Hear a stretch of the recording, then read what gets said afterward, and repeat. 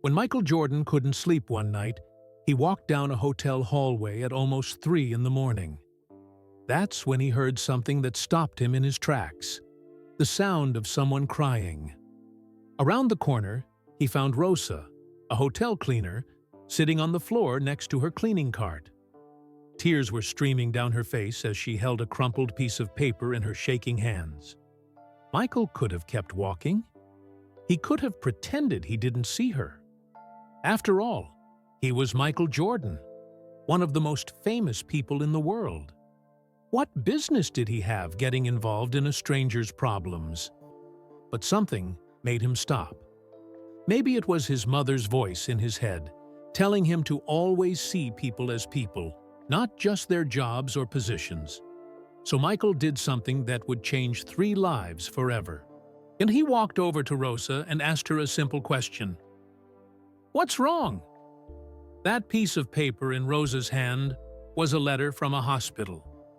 Her 17-year-old daughter, Catalina, was dying. She had only 3 weeks left to live. The surgery that could save her cost $340,000, money Rosa would never have, even though she worked 3 jobs and barely slept. Rosa had tried everything. She'd called every charity. She'd applied for every grant. She'd begged the insurance company. Everyone said no.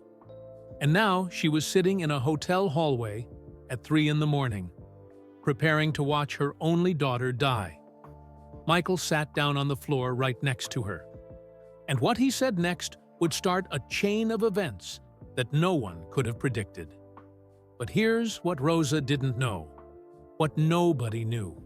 Michael had his own secret pain, his own reasons for being awake at 3 in the morning, unable to sleep, feeling like his success meant nothing.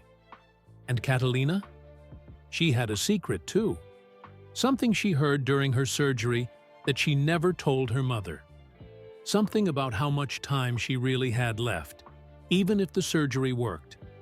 Stay with us through this whole story, because what happens next will show you that miracles aren't just about money or medicine.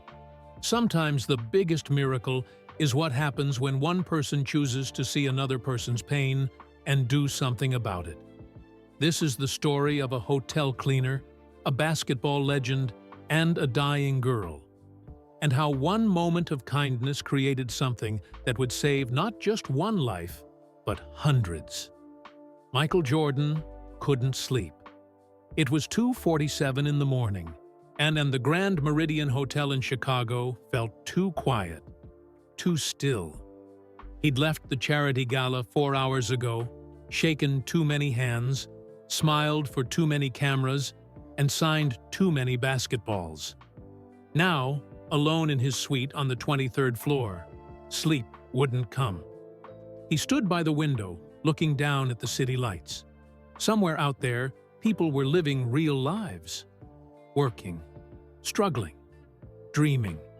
And here he was, Michael Jordan, with everything a person could want, feeling hollow inside. His mother's voice whispered in his memory, "Baby, success means nothing if you can't see the people around you. See people, Michael. Not positions, not fame. People." She'd been gone 3 years now, and he missed her every single day. Michael pulled on his jacket and left his suite. Maybe walking would help. Maybe moving through the empty hallways would quiet his restless mind. He nodded to the security guard by the elevators and headed down the corridor toward the executive suites. The carpet muffled his footsteps. The hallway stretched before him, elegant and empty. Wall sconces cast soft light on expensive paintings. Everything was perfect. Everything was lonely. Then he heard it. Crying. Quiet, muffled sobs coming from somewhere ahead. Michael slowed his pace, listening. The sound came from around the corner, near the service elevator. Someone was trying very hard not to be heard. Michael's first instinct was to turn around. This was private grief. He had no right to intrude. But his mother's voice came again. "See people, Michael. He rounded the corner. There, crumpled against a cleaning cart in a small alcove, sat a woman in a hotel uniform. Her shoulders shook as she cried into her hands. A mop leaned against the wall beside her. Bottles of cleaning solution lined the cart's shelves. She wore pale blue scrubs and white sneakers that had seen better days. She was trying so hard to cry quietly that it broke Michael's heart. "Ma'am?" Michael said softly. The woman's head snapped up. Her eyes went wide with shock. She scrambled to her feet, nearly knocking over the mop. Her hands flew to her face, wiping frantically at her tears. "I'm sorry. I'm so sorry," she said, her words thick with an accent. Spanish, Michael thought. I didn't mean to. Please, I'll get back to work. Right now. I'm sorry you had to see." "Please," Michael said, holding up his hands. "Don't apologize." The woman stared at him. Recognition flickered in her red-rimmed eyes. She knew who he was. Of course she did. Everyone knew Michael Jordan's face. "Mr. Jordan," she whispered, I should go. I shouldn't be." "You shouldn't be crying alone in a hallway at 3 in the morning," Michael said gently. He took a step closer. "But since you are, maybe I can help." The woman shook her head quickly. Fresh tears spilled down her weathered cheeks. She looked to be in her early 50s, with gray threading through her black hair. Her hands were work rough, the nails short and clean. She clutched something in her right hand, a piece of paper, crumpled from being held too tight. "No one can help," she whispered. "It's impossible. I'm sorry. I need to finish my work or I'll be fired. Please, Mr. Jordan, I can't lose this job." She reached for her mop, but her hands were shaking so badly she couldn't grasp it properly. The mop clattered to the floor. The woman made a small, desperate sound and bent to pick it up. Michael got there first. He picked up the mop and held it out to her. But he didn't let go when she took the handle. "My mother used to tell me something," Michael said quietly. "She said that tears mean something matters. They're not something to apologize for. They're proof that you're human and that you care about something bigger than yourself." The woman's face crumpled. She tried to hold it together, but she couldn't. A sob escaped her throat. "Please," Michael said, "let me help. Whatever it is, maybe there's something I can do." "You can't bring back the dead," the woman whispered. Michael felt his chest tighten. Is someone dying?" The woman looked at him with eyes full of such pain that Michael had to steady himself against the wall. She still held the crumpled paper in her hand. Slowly, as if it weighed 1,000 pounds, she held it out to him. Michael took it carefully and smoothed out the wrinkles. It was a letter on hospital letterhead. Official. Cold. The kind of letter that changes everything. "Dear Ms. Delgado, we regret to inform you that your appeal for coverage of experimental cardiac surgery has been denied." Michael's eyes scanned down the page. Phrases jumped out at him. "Not medically necessary. Experimental procedure. No further appeals will be considered." He looked up at the woman, Ms. Delgado, and saw her watching him with hollow eyes. "Your daughter?" he asked softly. Ms. Delgado nodded. "Catalina. She's 17. Her voice broke. "She has 3 weeks left, maybe less. Unless—" She couldn't finish the sentence. She covered her mouth with her hand, trying to hold back another sob. Michael felt something crack open inside his chest. 3 weeks. This woman's daughter had 3 weeks to live, and she was working the night shift in a hotel, crying alone in a hallway because the world had told her there was no hope. He thought of his own mother, of the hospital where she'd died, of sitting in waiting rooms just like the ones Miss Delgado must know by heart. "Tell me about her," Michael said. "Tell me about Catalina." Ms. Delgado looked at him in surprise. "Why? You don't have to." "I know I don't have to," Michael said. He leaned against the wall and slid down until he was sitting on the carpet, and he patted the floor beside him. "But I want to. Please." For a long moment, Ms. Delgado just stared at him. Michael Jordan, sitting on the floor of a hotel hallway at 3 in the morning, asking her to sit with him. It didn't make sense. Nothing about this night made sense. But slowly, carefully, she sank down beside him. Her cleaning cart sat abandoned a few feet away. They sat together in the quiet hallway. Two people who shouldn't have met, connected by the thin thread of a daughter's fading life. "She's beautiful," Ms. Delgado whispered. "Not just on the outside. Her heart, her soul. She's the best person I know." "Tell me more," Michael said softly. Ms. Delgado pulled out her phone with shaking hands. She opened her photos and scrolled until she found what she was looking for. She held the phone out to Michael.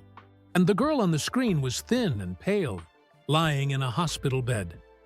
But she was smiling, really smiling, as she held up a piece of paper. A drawing, Michael realized, a colorful picture of a butterfly. "She draws for the other kids," Ms. Delgado said, "the children in the hospital. Even now, when she can barely sit up, she makes them pictures. She tells them stories. She makes them laugh." Michael stared at the photo, at this teenage girl who was dying, but still trying to bring joy to others. "What's wrong with her heart?" he asked. Ms. Delgado took a shaky breath. "Dilated cardiomyopathy, with complications. Her heart is too weak. It can't pump enough blood. She's not eligible for a regular transplant because of the complications. But there's a doctor, Dr. Helena Winters at Johns Hopkins, who does a special surgery, an experimental procedure. And it's worked before. It could save her life." "But the insurance won't cover it," Michael said, looking at the denial letter still in his hand. "This is the third denial," Ms. Delgado whispered. "The surgery costs $340,000. I've been working 3 jobs for 2 years. I've saved $4,200. Her voice broke. "It's not even close to enough. The hospital told me. They said I should make her comfortable, that I should prepare to say goodbye." Michael felt rage building in his chest. Not at Ms. Delgado, not even at the insurance company, at a world where money decided who lived and who died, where a woman worked herself to exhaustion and still couldn't save her daughter, where a 17-year-old girl drew pictures for sick children while her own heart failed. "I can't accept it," Ms. Delgado said. "I can't just let her die, but I don't know what else to do. I've begged everyone. I've applied for every grant, every charity, every program. They all say the same thing. There's no money for experimental treatments. They say I should have better insurance. They say I should have planned better." Tears streamed down her face. How do you plan for your child's heart to stop working? How do you plan for the impossible? Michael looked at the photo on the phone again, at Catalina's brave smile, at the butterfly drawing meant to comfort another child. He thought of his mother, of the times she'd told him that wealth meant nothing if you didn't use it to help people, of the times she'd made him see the janitors and cafeteria workers and everyone else the world taught successful people to ignore. "See people, Michael," she'd said. "See them." He was seeing Ms. Delgado now, really seeing her, the exhaustion carved into her face, the calluses on her hands from years of hard work, the love that burned so fierce in her eyes it hurt to witness. This was a mother who would die for her child, who was killing herself trying to save a life the world had decided wasn't worth saving. Michael noticed the paper in Ms. Delgado's hand, the denial letter, and something in him shifted, made a decision, became certain. "Ms. Delgado," he said quietly, "what's your first name?" She blinked in surprise. "Rosa. My name is Rosa." "Rosa," Michael repeated. He said it gently, like a promise. "I need to ask you something, and I need you to answer honestly." Rosa nodded, confused but attentive. "If Catalina had time," Michael said slowly, "if the surgery happened and she lived, what would you want to do with her? What would you want her to experience?" Rosa's face crumpled again. I don't understand. Why does it matter? She doesn't have time. The surgery. Just answer the question," Michael said. "Please. If you could give her anything, what would it be?" Rosa was quiet for a long moment. When she finally spoke, her voice was barely a whisper. "She wants to see a Bulls game," Rosa said. "Just once, at the United Center. It was her father's dream, my husband, Eduardo. He died 7 years ago in a construction accident. He loved the Bulls. He loved you, Mr. Jordan. He used to tell Catalina stories about you before bed, about never giving up, about having heart." Rosa's voice broke completely now. He promised her that one day when she was older, he'd take her to a game. It was going to be special, father and daughter. But then he died, and I couldn't afford tickets. And now, she sobbed, now she's dying, and she'll never get to go. She'll never get to feel close to her father that way. It's just one more thing I've failed to give her. Michael felt tears burning in his own eyes. He thought of his mother again, of promises and love, and the things that mattered more than championships. "Rosa," he said softly, "look at me." She turned her tear-stained face toward him. "Your daughter is going to get that surgery," Michael said. "I'm going to make sure of it." Rosa stared at him like he'd spoken a foreign language. "What? No, I can't. That's too much. I could never accept." "This isn't about accepting," Michael interrupted gently. "This is about what's right. This is about a 17-year-old girl who deserves to live, who deserves to become the nurse she dreams of being, who deserves to see her father's favorite team play basketball." "But the money," Rosa started. "I have money," Michael said simply.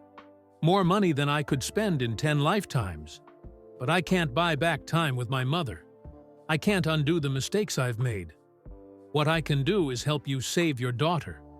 What I can do is make sure Eduardo's promise gets kept." Rosa was shaking her head, tears flowing freely now. "Why? Why would you do this? You don't even know us." Michael reached out and gently took her work-roughened hand in his. "Because my mother taught me to see people. Because you're sitting here crying at 3 in the morning. And I heard you, and I can help. Because sometimes life gives us the chance to be more than who we are, to matter in ways that have nothing to do with fame or success." He squeezed her hand gently.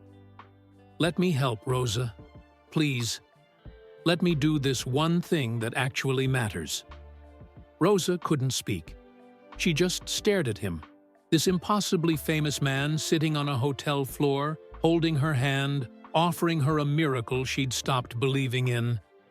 But then Michael said something that made her eyes widen with confusion and a tiny flicker of fear. "There's something I need from you, though," Michael said quietly. "Something only you can give me. And I need you to say yes." Rosa's breath caught. Her mind raced. What could someone like Michael Jordan possibly need from someone like her?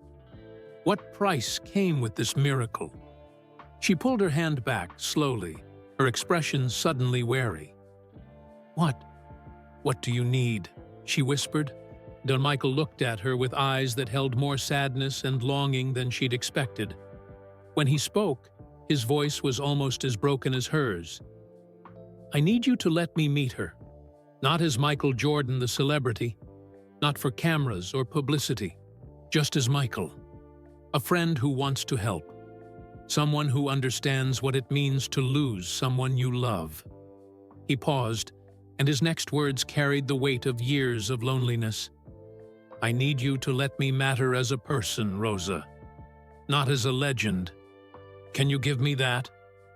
Rosa stared at him, seeing for the first time the man behind the famous face. The lonely man who couldn't sleep. The son who missed his mother. The person who needed to help just as much as she needed to be helped. Slowly, she nodded. "Yes," she whispered. "Yes, you can meet her." Michael closed his eyes in relief. "Thank you," he breathed. They sat there together on the hotel floor for another moment, two strangers who'd become something more. Then Michael stood and helped Rosa to her feet. "Give me your phone number," he said. "I'll call you tomorrow. We'll arrange everything. The surgery, the transport, all of it. Dr. Winters will perform the operation, and Catalina will have every chance to survive." Rosa's hands shook as she wrote her number on a piece of paper from her cart. Michael took it carefully and put it in his pocket like it was made of gold. "Mr. Jordan," Rosa whispered, "I don't know how to thank you." "You don't have to," Michael said gently. "Just let me meet your daughter. That's thanks enough." He turned to leave, then stopped and looked back. "Rosa, one more thing. When I meet Catalina, don't tell her who I am at first. Let me just be Michael, okay? Just for a little while." Rosa nodded, confused but willing. "Okay." Michael smiled. A real smile, the first genuine one he'd felt in weeks. "Get some rest," he said. "Tomorrow, everything changes." He walked away down the hallway, and Rosa stood there by her cleaning cart, holding her phone like a lifeline. She looked at the denial letter lying on her cart, at the words that had destroyed her hope just minutes ago. Then she picked up the letter, folded it carefully, and put it in her pocket. It was 3:17 in the morning. In 3 weeks, her daughter might have been dead. But now there was hope. Impossible, miraculous hope, offered by a man who'd heard her crying and chose not to walk away. Rosa finished her shift in a daze. She cleaned rooms without seeing them. She pushed her cart through empty hallways, Michael Jordan's words echoing in her mind. "Your daughter is going to get that surgery. I'm going to make sure of it." When her shift ended at 7 in the morning, Rosa stood in the employee locker room and pulled out her phone with trembling hands. She looked at Michael Jordan's number written on hotel stationery. Part of her still believed it was a dream. That when she called, the number would be fake. That she'd wake up and find herself still sitting by her cart, crying alone, with no hope and no way forward. But she had to try. For Catalina, for Eduardo, for the daughter who deserved to live. Rosa took a deep breath and dialed the number. Michael Jordan answered on the first ring. "Rosa," he said, like he'd been waiting for her call. "Are you ready to save your daughter's life?" Rosa started crying again, but this time they were different tears. "Yes," she whispered. "Yes, I'm ready." "Good," Michael said gently. "Then let's get started." Rosa's hand trembled so badly she almost dropped the phone. She was standing in the employee locker room at the Grand Meridian Hotel, still wearing her cleaning uniform, tears streaming down her face as Michael Jordan's voice came through the speaker. "I need you to do something for me right now," Michael said, his voice calm and steady. "I need you to go home, get some rest, and spend time with Catalina. Don't go to your other jobs today. Just be with your daughter. Can you do that? But I have to work, Rosa protested automatically. I have a shift at the restaurant at 11. And then I clean offices at... Not today, Michael interrupted gently. Today you rest. Today you tell Catalina that things are going to be okay. I'll handle everything else. Rosa wiped her eyes with the back of her hand. Mr. Jordan, I don't understand. How does this even work? I'm going to give you to my assistant, Marcus, Michael said. He's going to ask you some questions about Catalina's doctors, her medical records, everything we need to arrange the surgery. Then I'm going to call Dr. Helena Winters myself. By tonight, we'll have a plan. Do you trust me? Did she trust him? Rosa had known this man for less than an hour, but something in his voice, in the way he'd sat on the floor beside her and held her hand, told her that his promise was real. Yes, she whispered. I trust you. Good. Hold on. There was a brief pause, and then another voice came on the line. Ms. Delgado, my name is Marcus Chen. I work with Michael. I'm going to help coordinate everything for Catalina's surgery. First, I need the name of her current physician. Rosa answered questions in a daze. She gave Marcus the names of Catalina's doctors, the hospital where she was currently staying, her medical record numbers, insurance information, though that hardly mattered now, and every detail she could remember about her daughter's condition. Marcus was patient and kind. He never made her feel stupid for not knowing medical terms. He just listened and took notes, occasionally asking gentle follow-up questions. Perfect, Marcus said after 20 minutes. I have everything I need. Michael will be in touch soon. In the meantime, go be with your daughter. And Ms. Delgado? Catalina is going to be okay. We're going to make sure of it. The call ended. Rosa stood in the locker room, staring at her phone, trying to process what had just happened. 45 minutes ago, she'd been crying in a hallway, holding a denial letter, preparing to watch her daughter die. Now, there was hope. Rosa changed out of her uniform with shaking hands. She caught her reflection in the mirror and barely recognized herself. Her eyes were swollen from crying. Her face was haggard with exhaustion. But there was something new there, too. A tiny spark of light that hadn't existed before. She drove to the hospital where Catalina was staying. It was a 20-minute drive through morning traffic, and Rosa spent every minute praying. Praying that this wasn't a cruel dream. Praying that Michael Jordan was really going to help. Praying that her daughter would live to see 18. When she arrived at Catalina's room on the cardiac unit, her daughter was awake, propped up on pillows, drawing in a sketchbook. She looked so small in the hospital bed, so fragile. Her dark hair was pulled back in a messy bun, and there were dark circles under her eyes that never seemed to go away anymore.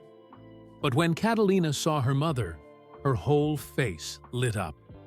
Mama, you're here early. Did they let you off your shift? Rosa forced a smile and crossed the room to kiss her daughter's forehead. I decided to take the morning off. I wanted to spend time with you. Catalina's smile faded slightly. Mama, you can't afford to miss work. I'm fine. You should. I wanted to be here, Rosa said firmly. So she sat in the chair beside the bed and took Catalina's thin hand in hers. Show me what you're drawing. Catalina held up the sketchbook. It was a picture of a garden, full of flowers and butterflies. In the center stood a little girl with a big smile, releasing a handful of balloons into a bright blue sky. It's for Emma, Catalina explained. The little girl 2 rooms down. She's only 6, and she's scared of her surgery tomorrow. I thought if I drew her something happy, it might help her feel braver. Rosa's heart clenched. Here was her daughter, dying, thinking about a 6-year-old's fear instead of her own. "It's beautiful, mija. You have such a good heart." "I learned from you," Catalina said softly. She studied her mother's face. "Mama, have you been crying? What's wrong?" Rosa had never been good at lying to her daughter, and Catalina could always see right through her. But how could she explain what had happened? How could she tell her about Michael Jordan without getting her hopes up, in case something went wrong? "I met someone last night," Rosa said carefully. "Someone who wants to help us." Catalina's expression became wary. Over the past 2 years, they'd met many people who wanted to help. Social workers who gave them pamphlets, charity representatives who said they'd see what they could do, well-meaning nurses who had no real power to change anything. "Help how?" Catalina asked quietly. Rosa squeezed her daughter's hand. "I don't want to say too much yet. I don't want to promise something that might not happen. But, mija, there might be a way for you to get the surgery. The one with Dr. Winters." Catalina's eyes went wide. "What? How?" "Mama, that costs—" "I know how much it costs," Rosa said. "But this person, he has the money, and he wants to help. He's arranging everything." Catalina stared at her mother, and Rosa watched about a dozen emotions flash across her daughter's face. Hope, disbelief, fear, more hope, then something that looked almost like grief. "Mama," Catalina whispered, "what did you have to promise him?" The question hit Rosa like a punch to the stomach. She realized that her 17-year-old daughter thought she'd had to sell something, her dignity, her body, something shameful, to get this help. "No, baby, no," Rosa said quickly, gripping both of Catalina's hands now. "Nothing like that. He's a good man. He just wants to help because he can, and because his mother taught him to see people who need help." "People don't just give away $340,000, Catalina said, and she sounded so old, so tired. "There's always a cost." "The only thing he asked," Rosa said slowly, "is that he gets to meet you, not for publicity or cameras, just to meet you, as a person. Is that okay?" Catalina searched her mother's face for a long moment. Then she nodded slowly. "If it means you don't have to work yourself to death anymore, if it means I get to live, then yes, he can meet me. But Mama, who is this person? How did you even meet someone who has that kind of money?" "He was at the hotel," Rosa said. I was upset, and he found me, and he decided to help." Before Catalina could ask more questions, Rosa's phone buzzed.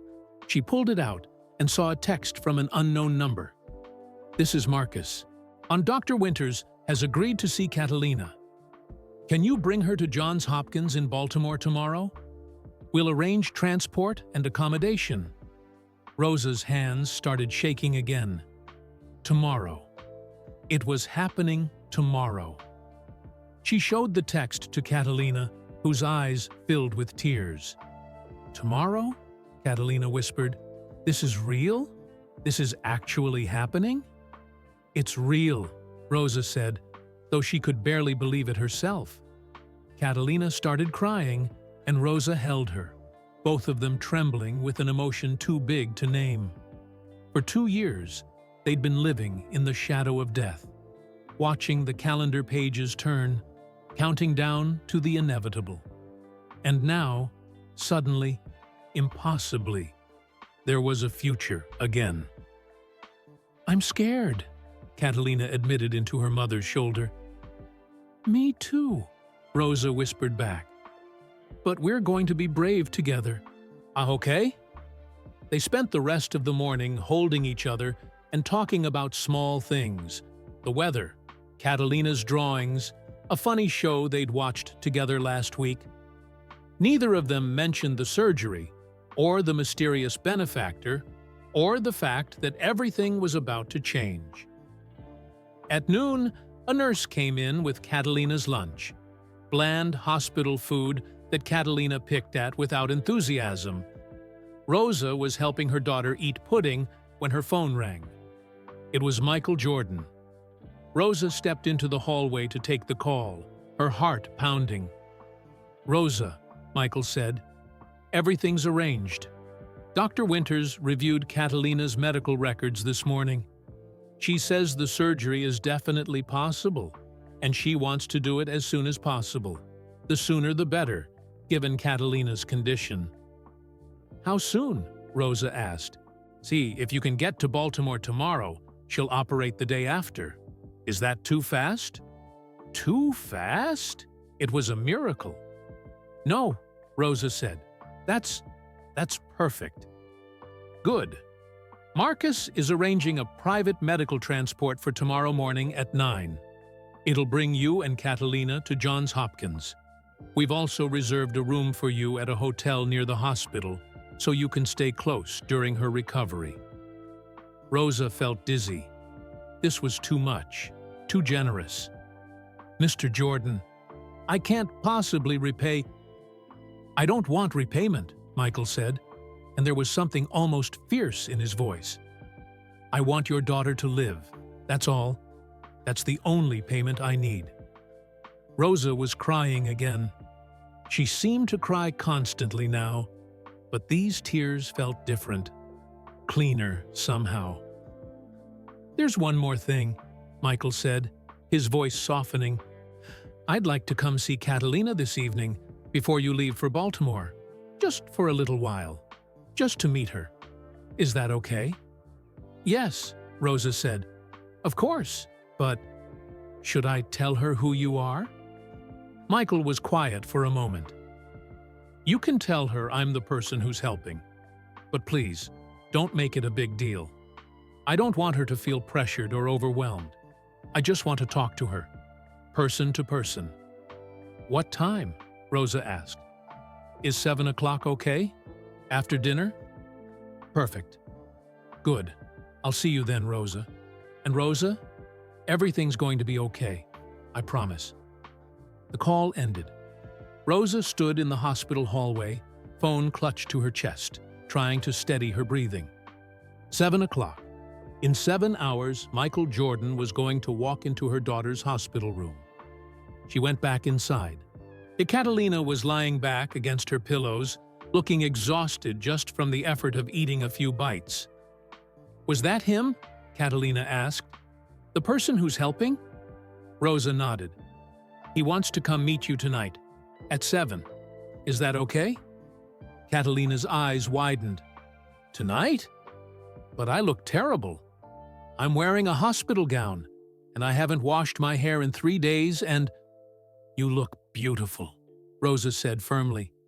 "And he doesn't care about any of that. He just wants to meet you." "Who is he, Mama? You still haven't told me his name."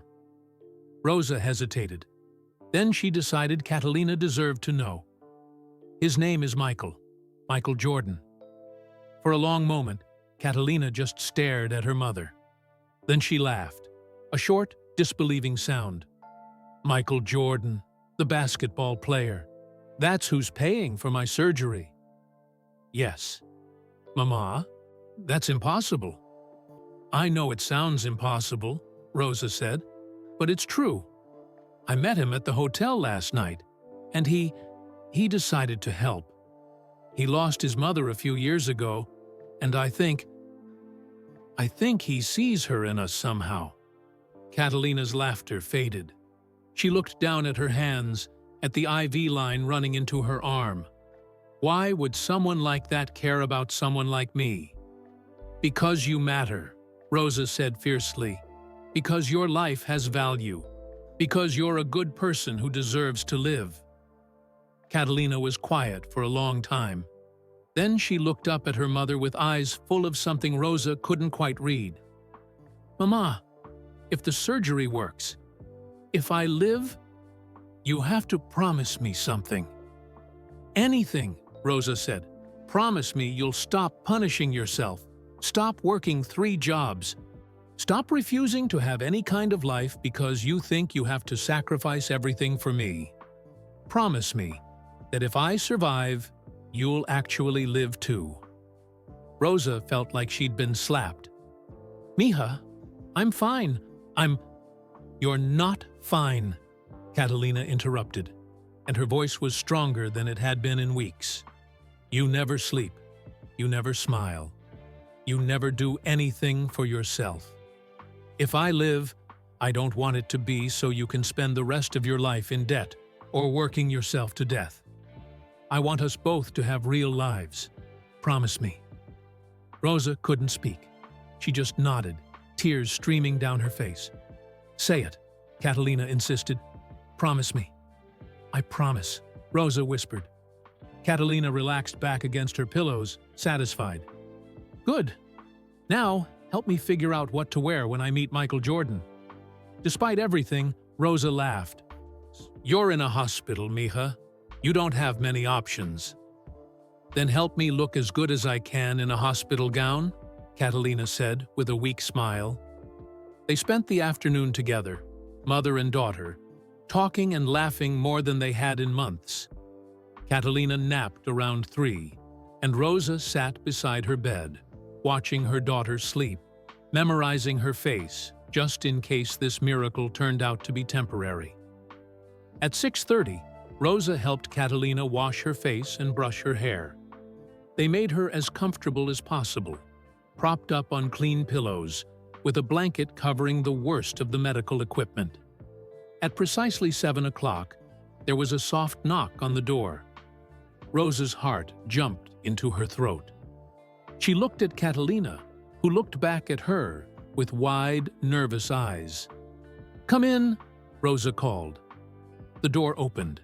Sir Michael Jordan walked in, and Rosa saw him differently this time. Not as a celebrity or a legend, but as the man who'd sat on the floor with her at 3 in the morning. He was wearing jeans and a simple black sweater, with a baseball cap pulled low. He carried a vase of flowers in one hand and a gift bag in the other. Hi, he said simply, his famous voice suddenly sounding shy. I'm Michael. Catalina stared at him, even thin and pale and sick. She was beautiful. Rosa could see that Michael noticed it too. More than that, Rosa could see him noticing Catalina's spirit, shining through despite her failing body. I know who you are, Catalina said softly. You're Michael Jordan. Michael smiled and set the flowers on the bedside table. Well, yes, but right now, I'm just Michael. Oh, a friend of your mom's who wanted to meet the brave young woman I've heard so much about? He pulled up a chair and sat down, completely at ease. Rosa stood by the window, giving them space, but staying close. Your mom told me you draw, Michael said. Can I see? Catalina hesitated, then reached for her sketchbook on the rolling table. She handed it to Michael, who opened it carefully and began looking through the pages. Rosa watched his face as he looked at Catalina's drawings. She saw genuine appreciation there, not politeness. He studied each picture, the butterflies, the gardens, the smiling children, the bright, hopeful scenes. These are remarkable, Michael said quietly. You have real talent. But more than that, you have heart. I can see it in every drawing. You make these for the other kids here? Catalina nodded. It's not much, but it makes them happy. And if I can make someone smile, even for a minute, then the day isn't wasted. Michael looked up at her, and Rosa saw tears in his eyes. You know what's funny? He said. People think that winning championships is the greatest thing you can do. But making someone smile when they're suffering? That's actually greatness. That's real power. You won 6 championships, Catalina pointed out. I did, Michael agreed. But you know what I remember more than any of those wins? I remember the letter I got from a kid whose dad died, and the kid said that watching me play basketball helped him get through the grief. That letter mattered more than any trophy. He leaned forward slightly. Your mom told me about your dad, about Eduardo. I'm sorry you lost him. Catalina's eyes filled with tears. Oh, he loved watching you play. He used to tell me stories about you before bed. About never giving up, even when things got hard. About having heart. He sounds like he was a good man, Michael said gently. He was, Catalina whispered. The best. He'd be proud of you, Michael said, fighting this hard, still finding ways to help other people. That takes the kind of heart champions are made of. Catalina wiped her eyes. Mr. Jordan. Michael, he corrected gently. Michael, Catalina said, why are you really doing this? I mean, I'm grateful. More grateful than I can ever say. But people like you don't just pay for random people's surgeries. There has to be a reason. Michael was quiet for a long moment, and Rosa held her breath, wondering what he would say. Finally, Michael spoke, his voice low and honest. 3 years ago, my mother died. She got sick, and there were complications with insurance, delays in treatment, bureaucracy that got in the way of care. By the time everything was sorted out, it was too late. I had all the money in the world, but I couldn't save her. He looked at Catalina with raw pain in his eyes. I can't bring my mother back, but I can help your mother keep you. And maybe that's how I honor what my mom taught me. She always said to see people, not positions, not fame or success or status, just people, their dignity, their worth. Michael reached out and gently took Catalina's hand. You matter, Catalina. Your life has value, and if I can help preserve that life, then maybe some of my success actually means something. Catalina was crying openly now. Thank you, she whispered. Thank you for seeing me. Thank you for fighting to stay, Michael said. The world needs more people like you. He reached for the gift bag and handed it to Catalina. I brought you something. Open it. With shaking hands, Catalina opened the bag. Inside was a jersey, a Chicago Bulls jersey, number 23. But it wasn't a replica. Rosa could tell immediately that this was real, game-worn, special. This is from the 1998 finals, Michael said quietly. The last championship. I've kept it all these years, but I think it belongs with you now. Your dad would have wanted you to have it. Catalina pulled the jersey out and held it to her chest, sobbing. Rosa came to the bedside and put her arms around her daughter. Michael stood. I should let you rest. You've got a big day tomorrow. The trip to Baltimore, meeting Dr. Winters. I'm preparing for surgery, but I'll be checking in. And Catalina? She looked up at him through her tears. You're going to make it through this, Michael said with absolute certainty. You're going to survive, and you're going to become an amazing nurse, and you're going to help so many people. I believe that with everything in me. How can you be so sure? Catalina whispered. Michael smiled. Because champions recognize champions. And you, Catalina Delgado, are a champion. He turned to leave, then paused at the door. Oh, one more thing.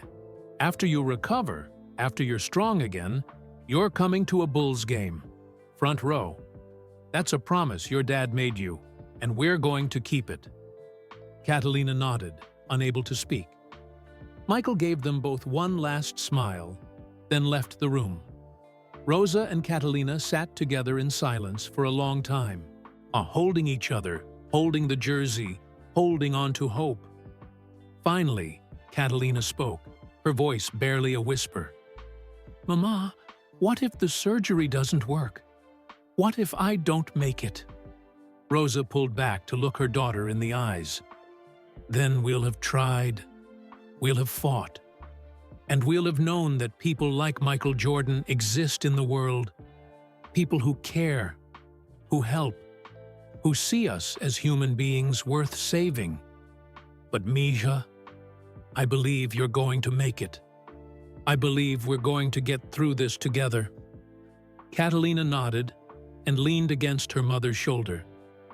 She clutched Michael's jersey like a lifeline, breathing in the scent of dreams and possibilities. Neither of them slept much that night. They talked about the surgery, about Baltimore, about the future that suddenly seemed possible again. And in the quiet hours before dawn, Catalina whispered one more thing to her mother. "Mama, promise me something else." "What, Mija?" "Promise me that no matter what happens tomorrow, no matter how the surgery goes, you'll remember that we're not alone anymore, that there are people who care. Promise me you won't go back to believing the world is cruel and cold." Rosa thought about Michael Jordan sitting on a hotel floor at 3 in the morning, holding her hand, offering hope when there was none. "I promise," she whispered. At 9 o'clock the next morning, a private medical transport arrived at the hospital. The team was professional, kind, and efficient. They transferred Catalina carefully onto their stretcher, made sure she was comfortable, and loaded her into the ambulance with Rosa beside her. As they pulled away from the hospital, Rosa looked out the window at the Chicago skyline. Somewhere in this city, Michael Jordan was probably waking up, drinking coffee, going about his day. But he'd forever changed theirs. The ambulance headed toward the highway, toward Baltimore, toward Dr. Winters and Johns Hopkins, and a surgery that could save or end Catalina's life. Rosa held her daughter's hand and prayed. And in her pocket, she carried the crumpled denial letter, not as a symbol of defeat anymore, but as a reminder of what miracles looked like when they arrived at 3 in the morning in a hotel hallway, wearing jeans and a kind smile. The impossible dream was about to become real. The medical transport hummed along the highway, carrying Catalina and Rosa toward Baltimore. Through the tinted windows, Rosa watched the landscape change from city to suburbs to countryside. Big Catalina dozed fitfully beside her, the oxygen mask making soft hissing sounds with each breath. Rosa hadn't slept. How could she? In less than 24 hours, her daughter would be on an operating table, her chest cut open, her failing heart exposed to the skilled hands of Dr. Helena Winters. Everything depended on the next few days. Life or death, future or ending. Her phone buzzed, a text from Michael. "How's the drive going?" Rosa typed back with one hand, the other still holding Catalina's. "Good. She's resting. Thank you for everything." The response came immediately. "I'll be there tomorrow. Want to be nearby for the surgery?" Rosa's eyes filled with tears. He was coming to Baltimore.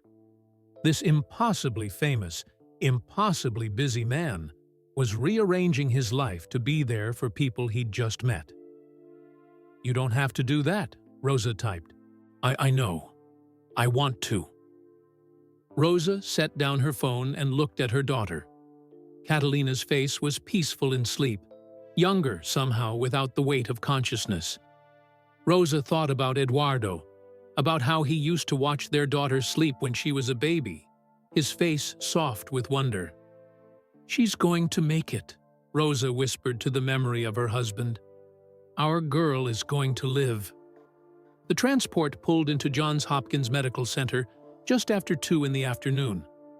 The facility was enormous, a sprawling complex of buildings that seemed to stretch forever. Rosa felt suddenly small and overwhelmed, but the medical team knew exactly where to go. They wheeled Catalina through automatic doors, down pristine hallways, past nurses and doctors and families dealing with their own crises.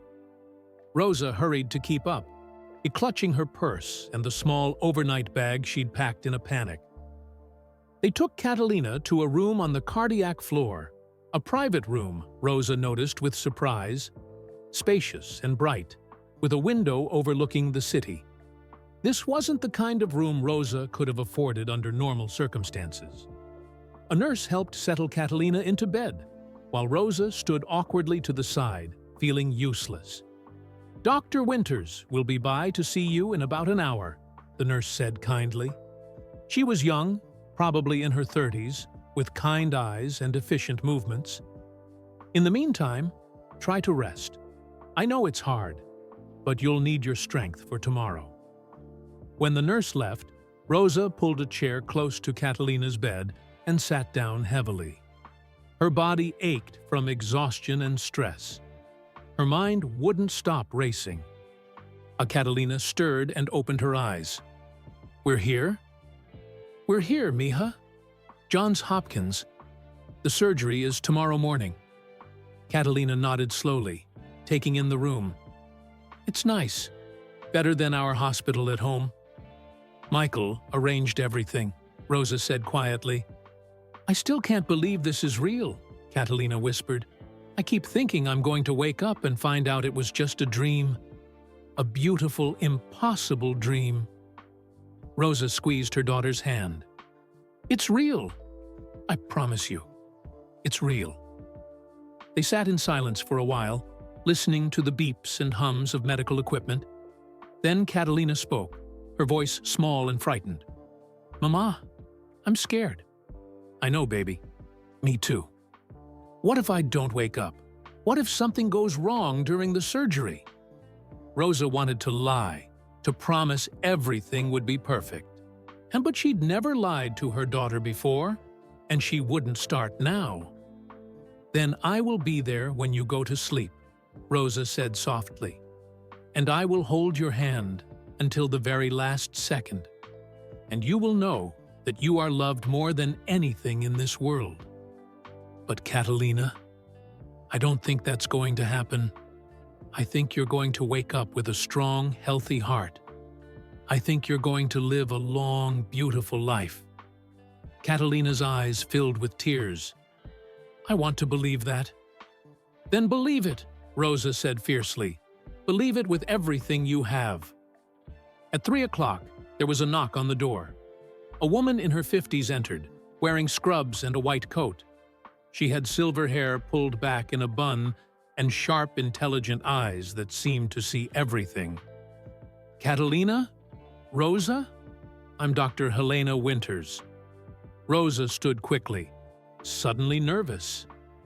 This was the surgeon who would hold her daughter's life in her hands tomorrow.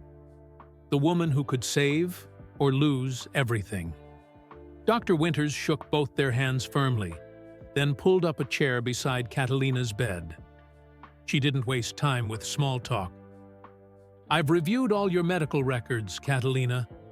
I've studied your imaging, your blood work, your cardiac function tests. I'm not going to lie to you. This is a complex surgery. Your heart has deteriorated significantly, and there are complications that make this more challenging than a standard procedure." Catalina nodded, her face pale but brave. "However," Dr. Winters continued, "I believe we can do this. I've performed this operation 17 times. 14 of those patients are alive and healthy today. And the procedure involves rebuilding the damaged muscle in your left ventricle using a synthetic scaffold that your body will eventually integrate with your own tissue. It's experimental, yes, but it works." "What are my chances?" Catalina asked quietly. Dr. Winters met her gaze directly. "If we do nothing, you have weeks at most. With the surgery, I'd put your survival rate at about 70%. Those are good odds, Catalina. Better than good, given where you're starting from." 70%. Rosa's mind latched onto the number. 70% chance of life, 30% chance of death. "What happens during the 30%? Catalina asked. And Rosa wanted to scream at her daughter to stop asking, to stop thinking about death. But Dr. Winters answered calmly. 1. The most critical period is during the surgery itself, and the first 72 hours after. If we get through that window, your chances improve dramatically. The risks are bleeding, infection, rejection of the synthetic material, or your heart simply being too weak to restart after we repair it. Catalina absorbed this information with a maturity that broke Rosa's heart. When do we start? Tomorrow morning at 7. The surgery will take approximately 12 to 14 hours. You'll be under anesthesia the entire time, of course. When you wake up, you'll be in the ICU with tubes and monitors everywhere. It won't be comfortable, but it means you're alive and fighting. Dr. Winters stood and placed a hand on Catalina's shoulder. Get some rest tonight. Don't eat or drink anything after midnight. A nurse will come prep you around 5 in the morning. Do you have any questions? Catalina shook her head. She looked so small in the hospital bed, so vulnerable. After Dr. Winters left, Rosa tried to keep Catalina's spirits up. They watched television together, talked about silly things, avoided discussing the surgery looming over them like a storm cloud. At 6 o'clock, dinner arrived, bland hospital food that neither of them could eat. Rosa pushed food around her plate, while Catalina pretended to be interested in a reality show on TV. At 7:30, there was another knock on the door. Michael Jordan walked in, and Rosa felt her shoulders drop with relief. She hadn't realized how much she'd been hoping he would come. "Hi," Michael said, smiling at both of them. He carried a small bag and wore the same casual clothes as before. Jeans, a sweater, a baseball cap, trying to be just Michael, not the legend. "You came," Catalina said, her voice brightening. "Of course I came. Couldn't let you face tomorrow without a proper pep talk." Michael pulled up a chair and sat down. "How are you feeling?" "Terrified," Catalina admitted. "Good. That means you understand what's at stake. Fear isn't weakness, Catalina. It's your body's way of preparing you to fight." He reached into his bag and pulled out a small notebook with a leather cover. "I brought you something. It was my mother's. She used to write in it every day. Thoughts, prayers, memories, anything that mattered to her." Michael handed the notebook to Catalina, who took it reverently. "After she died, I read through it," Michael continued. "And I found this entry she wrote when I was going through a really hard time in my career. I was injured, depressed, thinking about quitting. She wrote, 'My son thinks his value comes from what he does. Someday he'll learn that his value comes from who he is. Success is temporary. Character is forever.'" Michael's voice was thick with emotion. "I want you to have this notebook, Catalina. After you recover, I want you to write in it. Write about your journey, about what you learn, about who you become. And someday, when you're old and you've helped thousands of people as a nurse, you can give it to someone who needs to read your story." Catalina clutched the notebook to her chest, tears streaming down her face. "I don't know what to say." "Don't say anything. Just promise me you'll fight tomorrow. A fight with everything you have." "I promise," Catalina whispered. They talked for another hour. Michael told stories about his mother, about growing up, about the failures that taught him more than the successes. He made Catalina laugh with tales of missed shots and embarrassing moments. He treated her not like a dying girl to be pitied, but like a person worth knowing. Rosa watched them talk and felt her heart expand with gratitude.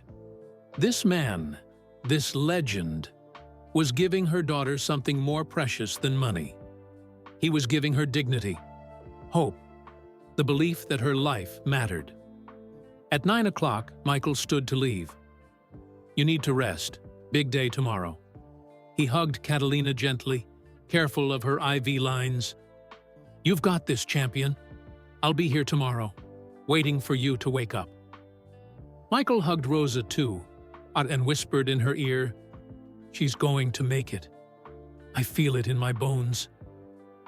Rosa nodded against his shoulder, unable to speak. After Michael left, Rosa helped Catalina wash up and get ready for bed. They moved slowly, savoring these last moments before everything changed. At midnight, a nurse came to take Catalina's last vitals before the surgery. Blood pressure, temperature, oxygen levels. All the measurements that would determine if she was strong enough to survive what was coming. "Everything looks good," the nurse said cheerfully. "Try to sleep. Tomorrow's going to be a long day, but you're in the best hands possible." After the nurse left, Rosa turned off most of the lights, leaving only a soft glow from the lamp by the bed. She settled into the recliner chair beside Catalina, prepared to spend the night keeping watch. Mama?" Catalina's voice came soft through the darkness. "Yes, mija? Come lie with me, like you used to when I was little and had nightmares." Rosa's throat tightened. She got up and carefully climbed into the narrow hospital bed beside her daughter, mindful of all the wires and tubes. She wrapped her arms around Catalina and held her close. "I love you," Rosa whispered. "More than anything in this universe. You are my heart, Catalina. My whole heart." "I love you too, Mama." They lay together in the darkness, listening to each other breathe. Rosa memorized the weight of her daughter in her arms, the smell of her hair, the rhythm of her heartbeat, weak but still fighting. "Mama?" Catalina said again, her voice barely audible. "If something goes wrong tomorrow?" "Nothing is going to go wrong." "But if it does," Catalina insisted quietly, "I need you to promise me something. Something important." Rosa's whole body tensed. "What?" Catalina was silent for a long moment, gathering her courage. When she finally spoke, her words changed everything. "Promise me that you'll help Michael the way he's helping us." Rosa pulled back slightly, confused. "What do you mean? How could I possibly help someone like him?" "I heard him talking to you in the hallway earlier, when he thought I was asleep," Catalina said. "He told you he's been lonely, that he feels lost sometimes, that success doesn't mean what he thought it would." Rosa hadn't realized Catalina had been listening. "Mama, Michael Jordan has everything, money, fame, respect, but he doesn't have what we have. He doesn't have someone who sees him as just Michael, someone who cares about the person and not the legend." Catalina shifted in the bed, turning to look at her mother even in the darkness. "I don't think he helped us just because he's generous. I think he helped us because he needed to, because we gave him something he's been missing. Purpose, connection, the feeling that he matters as a human being, not just as a brand." Rosa felt tears sliding down her cheeks. Her dying daughter, facing surgery in less than 7 hours, was worried about Michael Jordan's loneliness. "What do you want me to do?" Rosa whispered. "Be his friend. Really his friend. Not someone who's grateful or in awe of him. Just someone who sees him and cares. Someone who asks how he's doing and actually means it. Someone who reminds him that he's worthy of love just for being himself, not for what he's accomplished." Catalina's voice grew more urgent. Promise me, Mama. Promise me that if I don't make it through tomorrow, you won't disappear from his life. Promise me you'll help him believe in people again, the way he's helping you believe." Rosa wanted to protest, to say that Catalina would make it, that this conversation was unnecessary.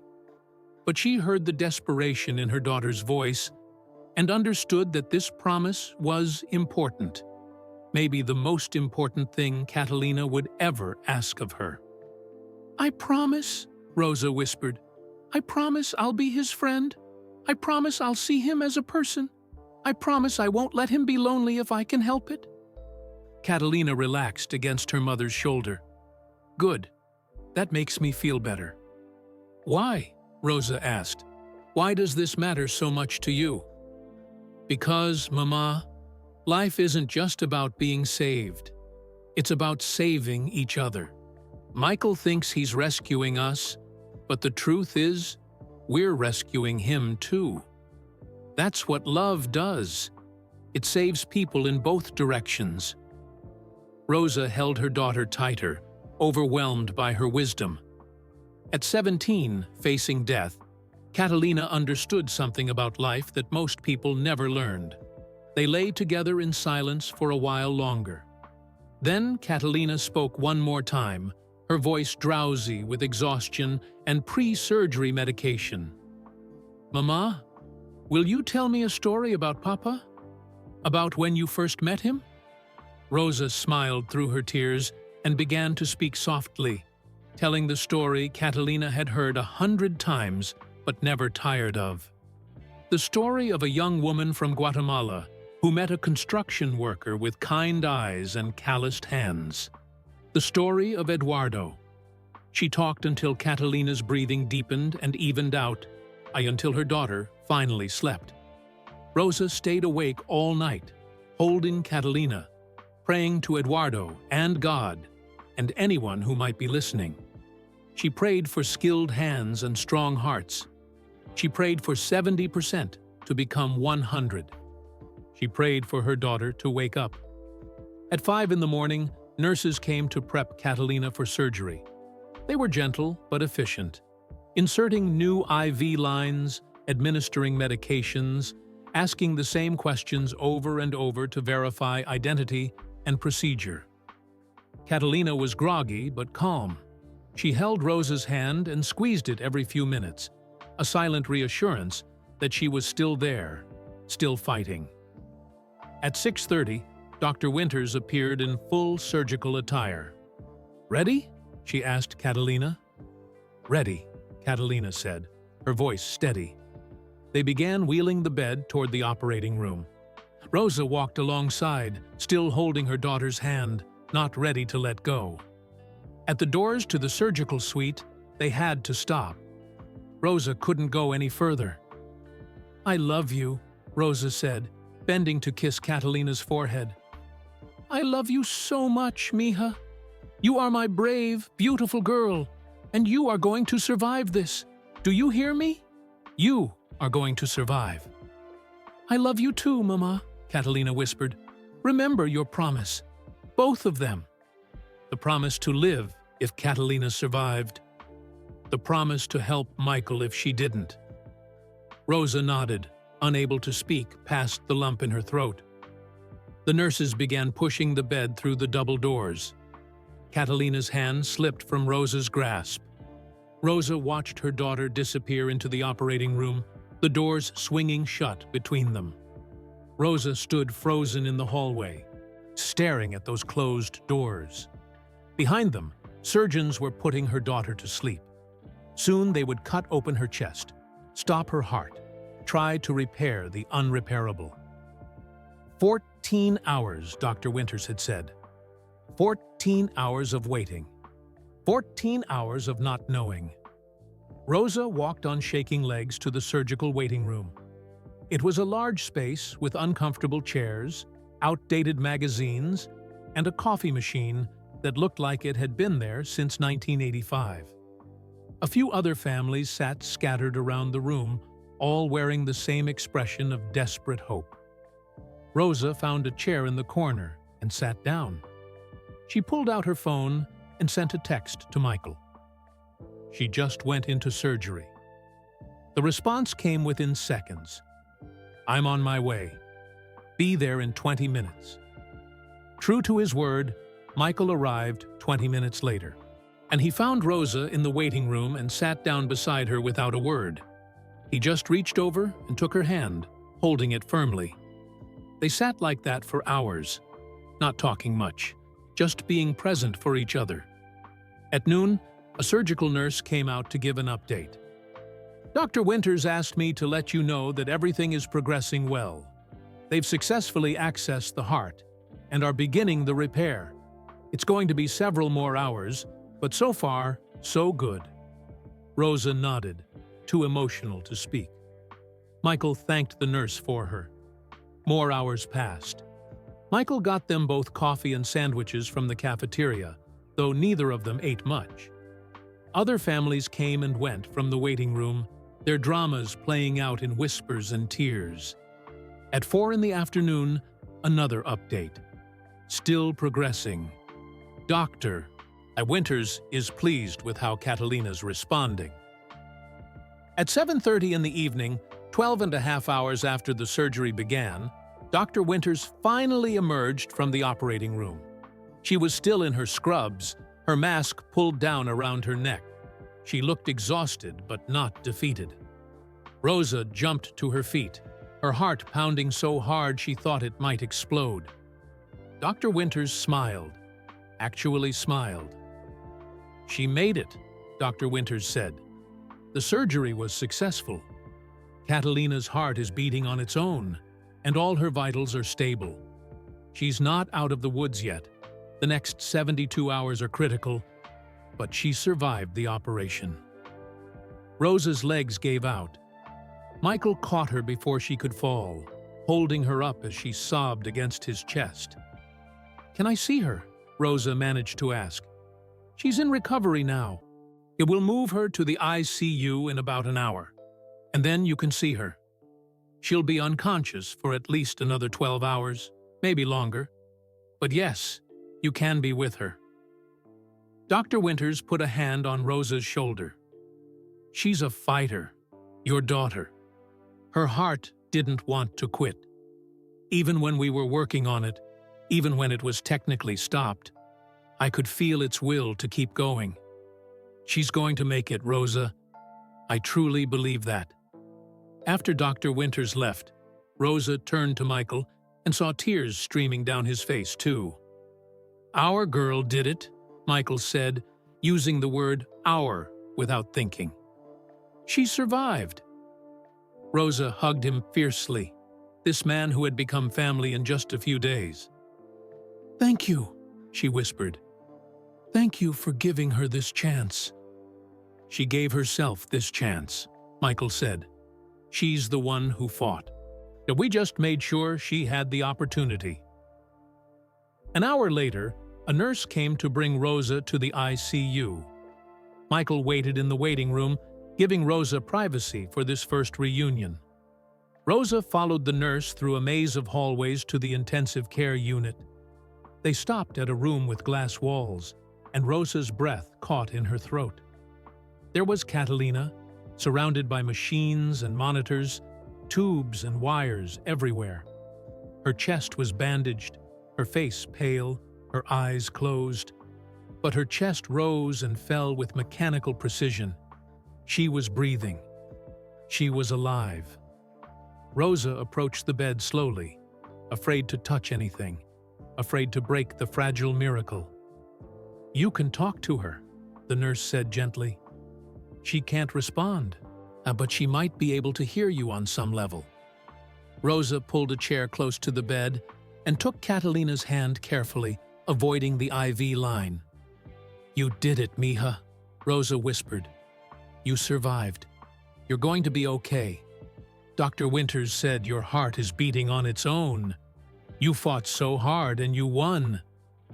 Catalina didn't respond, but Rosa thought she saw her daughter's fingers twitch slightly.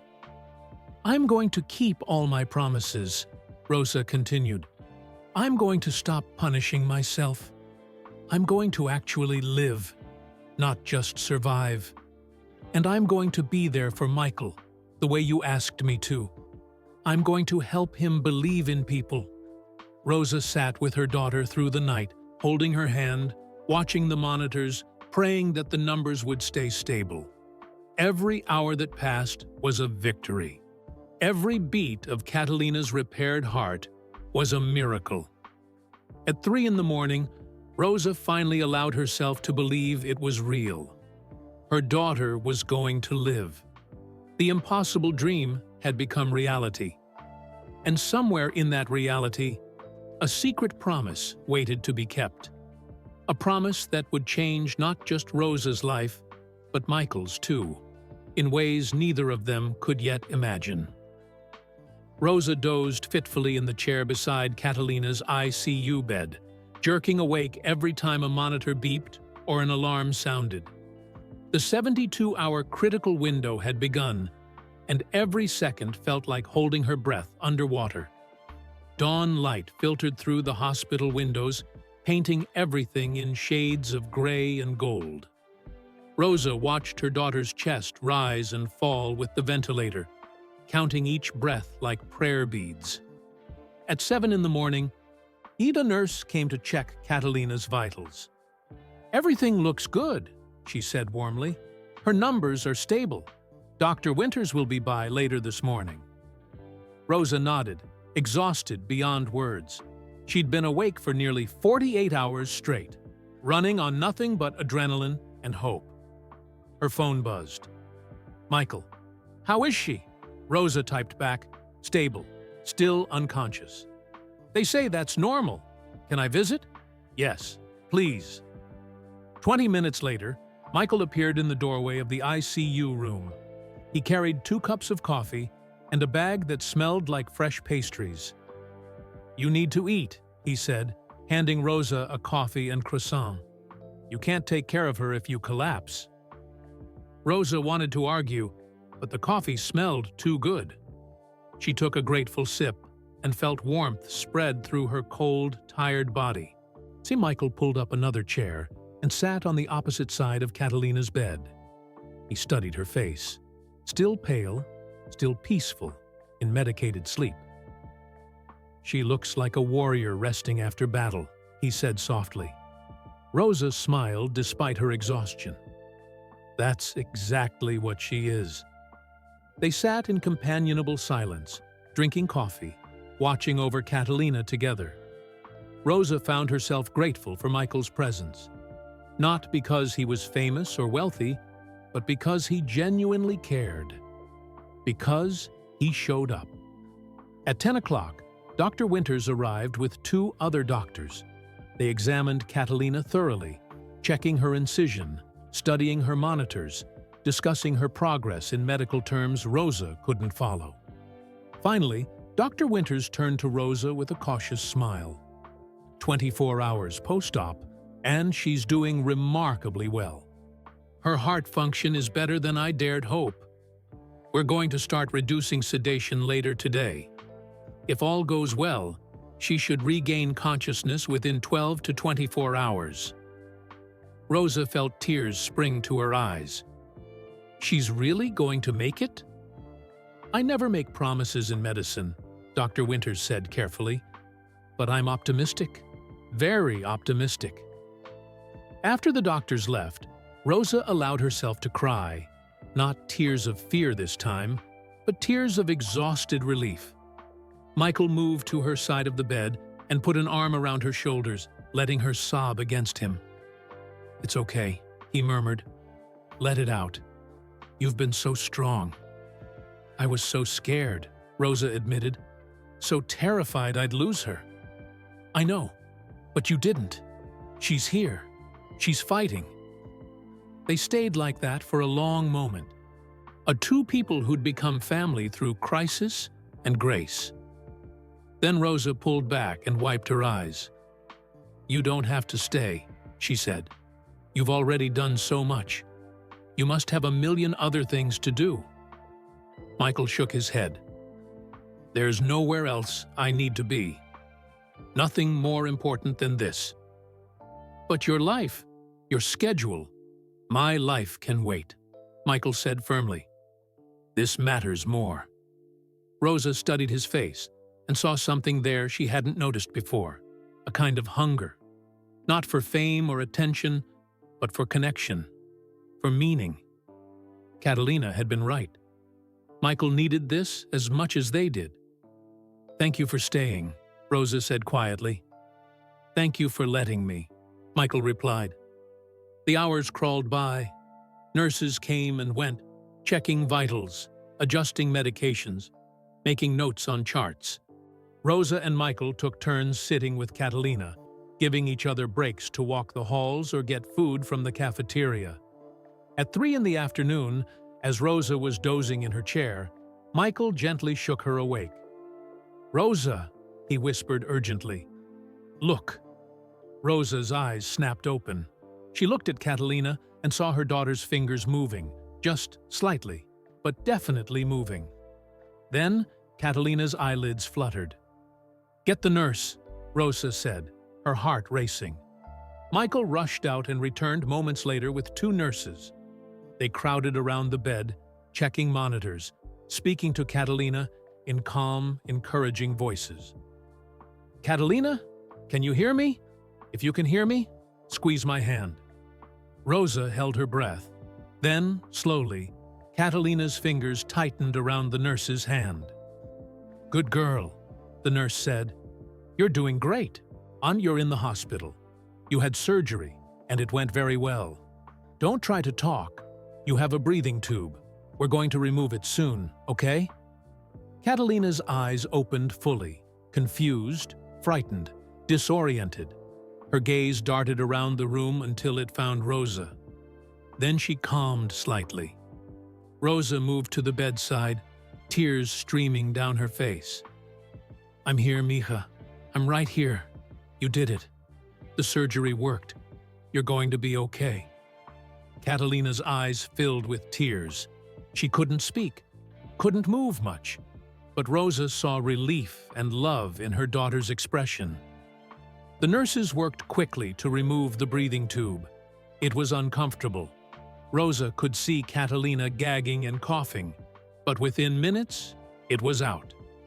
Catalina took her first independent breath in over 30 hours. Then another. Then another. "How does it feel?" "Doctor," T. Winters asked, appearing in the doorway as if summoned by medical intuition. "It hurts," Catalina rasped, her voice raw and weak. "Everything hurts."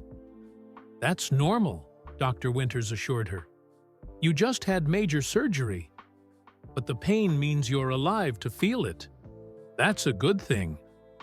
Catalina's eyes found Michael standing near the window, trying to stay out of the way. "You came," she whispered. "Of course I came," Michael said, moving closer. "Had to make sure you kept your promise to fight." Catalina managed a tiny smile. "I fought." "You did more than fight," Michael said. "You won." Over the next few hours, Catalina drifted in and out of consciousness. Each time she woke, she seemed a little more alert, a little more present. The doctors were thrilled with her progress. By evening, Catalina was awake enough to have a real conversation, though she tired easily. "How long was I asleep?" she asked Rosa. "Almost 2 days," Rosa said, stroking her daughter's hair. "The surgery was Thursday morning. It's Saturday evening now." "2 days," Catalina repeated, her voice filled with wonder. "I survived 2 days." "You're going to survive a lot more than that," Michael said. He'd spent the entire day at the hospital, refusing to leave despite Rosa's protests. "You're going to survive years, decades, a whole lifetime." Catalina looked at him with eyes that seemed older than they had before surgery. "Michael, can I ask you something?" "Anything." "Why are you really here? I mean, the surgery is over. You've already done everything you promised. But you stayed. Why?" Michael was quiet for a long moment. Rosa watched him struggle with his answer, saw him trying to decide how honest to be.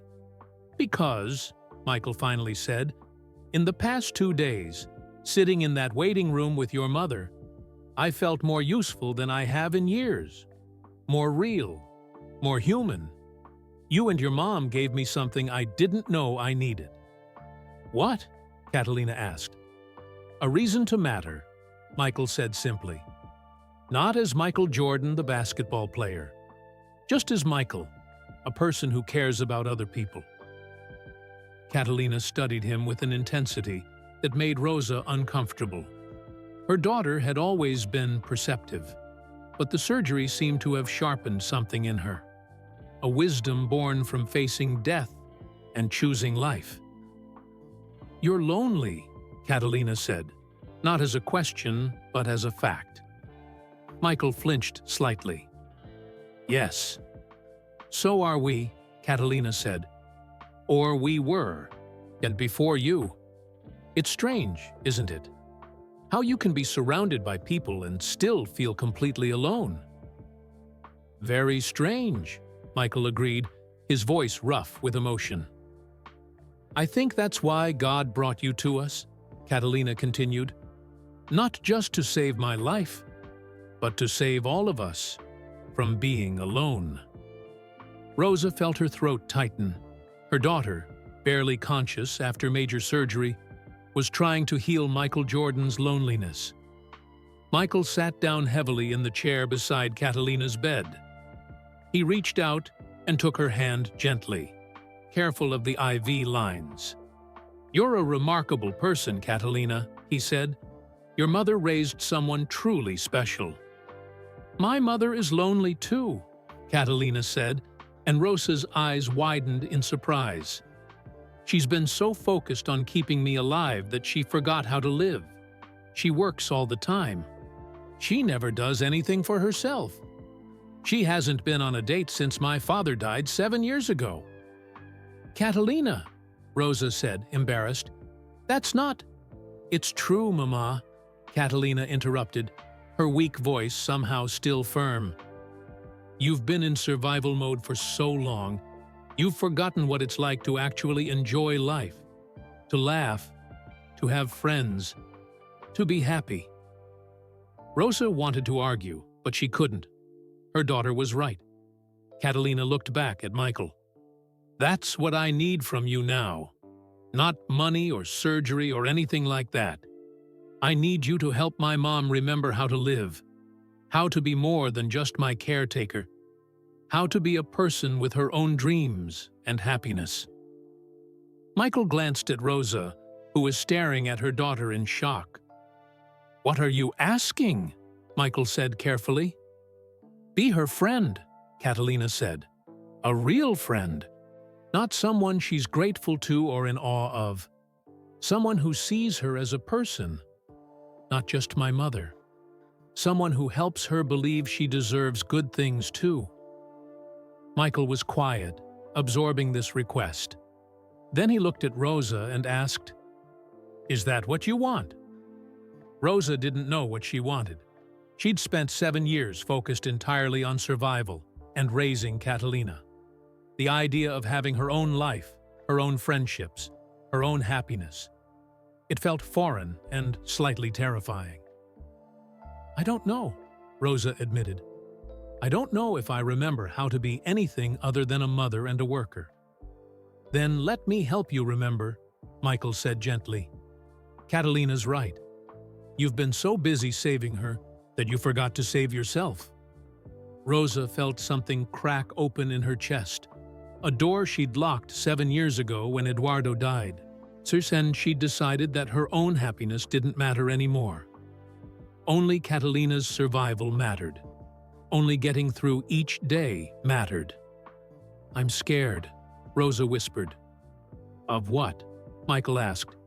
"Of wanting things again. Of hoping for more than just survival. What if I let myself be happy and everything falls apart? What if you let yourself be happy and everything gets better?" Michael countered. Catalina squeezed her mother's hand weakly.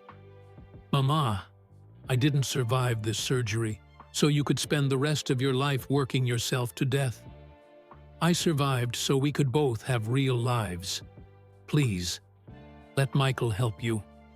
Let yourself have friends and joy and all the things you deserve." Rosa looked at her daughter, pale and weak but so fierce in her love, and felt her resistance crumbling. "Okay," Rosa whispered. Okay, I'll try. Catalina smiled, exhausted but satisfied. Good, that's all I ask. Just try. She closed her eyes, drifting back to sleep. The conversation had taken all her energy. Rosa and Michael sat in silence for a while, processing what had just happened. Finally, Michael spoke. She's quite something, your daughter. She gets that from her father, Rosa said softly. Eduardo was always trying to fix everyone else's problems, even when he had plenty of his own. Tell me about him, Michael said. Tell me about Eduardo. So Rosa did. She told Michael about meeting Eduardo at a church social in Chicago, fresh off the bus from Guatemala. She told him about Eduardo's calloused hands and gentle heart, about how he worked construction 6 days a week, but always made time to play with Catalina. She told him about the accident, a scaffolding collapse that killed Eduardo and 2 other workers. She told him about the years of grief and guilt that followed. I asked him to take that job, Rosa said, her voice breaking. We needed the money, and the pay was good.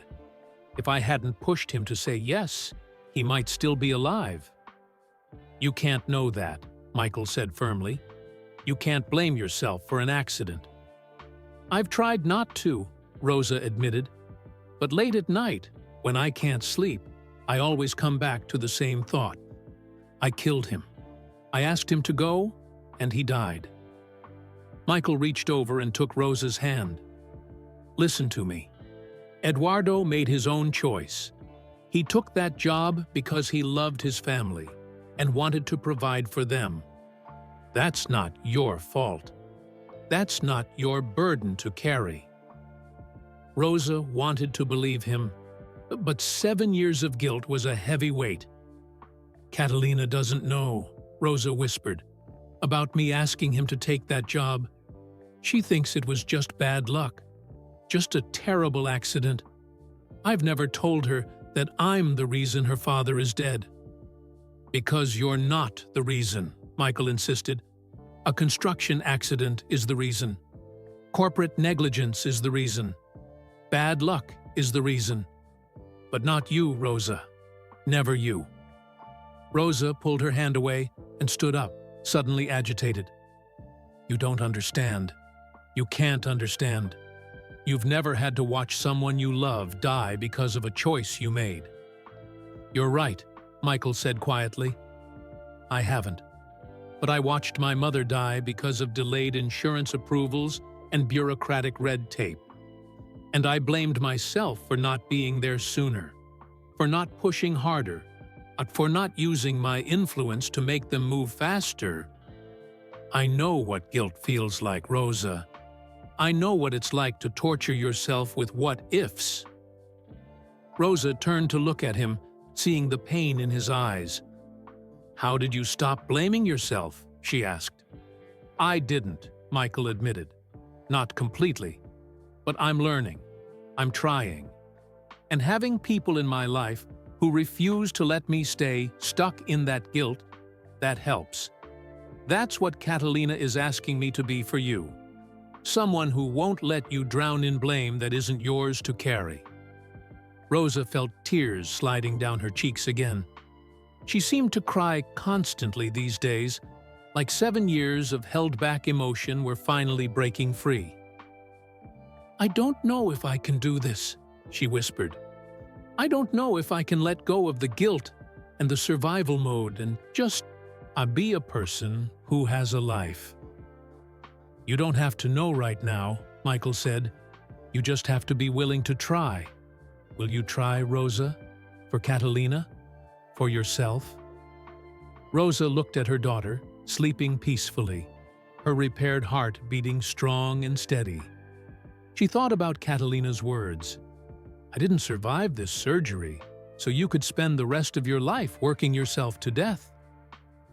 Yes, Rosa said finally. I'll try. Michael smiled. Good. Then let's start small. When's the last time you did something just for fun? Something that had nothing to do with work, or Catalina, or survival?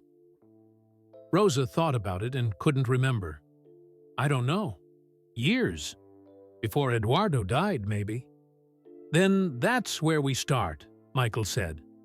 Once Catalina is strong enough, once she's out of the hospital and recovering, and I want to take you somewhere. Somewhere fun. Somewhere you can just be Rosa, not Catalina's mother or a hotel cleaner or a widow. Just Rosa. Will you let me do that? Rosa's first instinct was to refuse, but she'd promised Catalina. She'd promised to try. Okay, she said nervously. Where? It's a surprise, Michael said with a mysterious smile. But I promise you'll like it. They talked for a while longer, about smaller things, Chicago weather, favorite foods, childhood memories. Michael told Rosa about growing up in North Carolina, about his brothers and sisters, about learning to play basketball on a dirt court behind his house. I wasn't always good, he admitted. I got cut from my high school varsity team my sophomore year. I cried for hours, thought my life was over. But you became the greatest player ever, Rosa said. I became a good player who worked harder than everyone else, Michael corrected. And I learned that failure isn't the end. It's just the beginning of the next chapter. Is that what you tell yourself now? Rosa asked. When you're feeling lost or lonely? Michael considered this. I'm trying to. It's easier to give advice than to follow it yourself, though. That's very true, Rosa agreed. Around 9 o'clock, a nurse came in to check on Catalina and shooed both of them out. She needs rest, and so do you both. Go get some sleep. We'll call if anything changes. Rosa hesitated, reluctant to leave her daughter's side. She's right, Michael said gently. You haven't slept in days. Huck, you're going to make yourself sick. But what if? What if nothing happens and you collapse from exhaustion and can't be here when Catalina really needs you? Michael finished. Come on. I got you a hotel room near the hospital. Clean bed, hot shower, real food, just for a few hours. Rosa allowed herself to be convinced. She kissed Catalina's forehead gently, whispered, I love you, even though her daughter was asleep, and followed Michael out of the ICU. The hotel was less than 5 minutes from the hospital. Michael had thought of everything. He walked Rosa to her room and made sure she had everything she needed. Thank you, Rosa said at the door. For everything. For staying. For caring. For not giving up on us. Michael reached out and squeezed her shoulder. Thank you for letting me be part of this. Not for letting me matter. After he left, Rosa stood in the hotel room and looked around. It was nice. Nicer than anywhere she'd stayed in years. Clean sheets, soft pillows, a bathroom with good water pressure. She felt guilty for enjoying it. But then she thought about Catalina's words. I survived, so we could both have real lives. Rosa took a long, hot shower, washing away days of hospital smell and stress. She put on clean clothes. Michael's assistant had somehow arranged for her overnight bag to be brought from Chicago. Then she lay down on the soft bed and expected to fall asleep immediately. But sleep wouldn't come. Her mind kept racing, replaying the past few days. The moment she met Michael in the hotel hallway. The surgery. Catalina waking up. The promise she'd made. Rosa pulled out her phone and texted Michael. Are you awake? And the response came immediately. Yes, can't sleep either. Everything okay? Everything's fine. I wanted to say something. What? Rosa typed carefully, choosing her words. Catalina was right. You're not just helping us. We're helping each other. And I want you to know that I see you. Not Michael Jordan, the legend. Just Michael, the person. And that person is worth knowing. There was a long pause. Then, thank you, Rosa. That means more than you know. I promised Catalina I'd be your friend. but I think I want to be your friend anyway. If that's okay. More than okay. I need friends who see me as human. I need people in my life who don't want anything from me except friendship. Then you have that. You have me. And Catalina. We're your family now, whether you like it or not. This time the pause was even longer. When Michael's response came, Rosa could feel the emotion behind the words. I like it very much. Thank you for adopting me. Rosa smiled, feeling something warm and hopeful bloom in her chest. For the first time in 7 years, she felt connected to someone outside of her daughter. She felt like maybe, just maybe, she could have a life that included friendship and joy, and all the things she'd thought she'd left behind with Eduardo. She set down her phone and closed her eyes. This time, sleep came quickly. In the morning, Rosa woke to sunlight streaming through the hotel window and a text from the hospital. Catalina had a great night. All vitals stable. Dr. Winters says she's doing better than expected. Rosa dressed quickly and rushed back to the hospital. When she entered Catalina's ICU room, her daughter was awake and sitting up slightly, and looking much more alert than the night before. "Mama," Catalina said, her voice still weak but clearer. "You look better. Did you sleep?" "I did," Rosa admitted, pulling up a chair. "You were right. I needed rest." "Good." Catalina paused, then asked carefully, "Did you talk to Michael about what I asked?" Rosa nodded. "Yes, we talked. And Mija, you were right about him too. He's lonely. He needs friends as much as we do." "So you'll be his friend? Really his friend? Not just someone who's grateful?" "Yes," Rosa said, and she meant it. "I will." Catalina smiled, a real, genuine smile that lit up her pale face. "Good. That makes me so happy, Mama. You deserve to have people in your life who care about you." There was a knock on the door, and Michael appeared, carrying a tray with 3 coffees and a bag of muffins. "To breakfast delivery," he announced. Then he saw Catalina sitting up, and his whole face brightened. "Look at you. You're sitting up already. Dr. Winters is going to be thrilled." "I feel like I got hit by a truck," Catalina admitted. "But I'm alive. And my heart." She placed her hand carefully over her bandaged chest. "I can feel it beating. Really beating. Stronger than it has in years." Michael set down the breakfast and came to the bedside. He started to hold back, to give her space, but Catalina held out her hand. "Come here," she said. Michael took her hand gently. "Thank you," Catalina whispered. "Thank you for saving my life. Thank you for seeing us as people worth saving. Thank you for being here." "Thank you for fighting," Michael said, his voice thick with emotion. "Thank you for being brave. But thank you for reminding me what really matters." Catalina looked between Michael and her mother, a satisfied expression on her young face. "You're both going to be okay now," she said with certainty. "All 3 of us are going to be okay." And for the first time in years, Rosa believed it was true. But Catalina wasn't finished. As Michael started to stand up to give them privacy, she tightened her grip on his hand. "Don't go," she said urgently. "Please, there's something else I need to tell you both. Something important." Michael sat back down, concerned. "What is it? Are you in pain? Should I get a nurse?"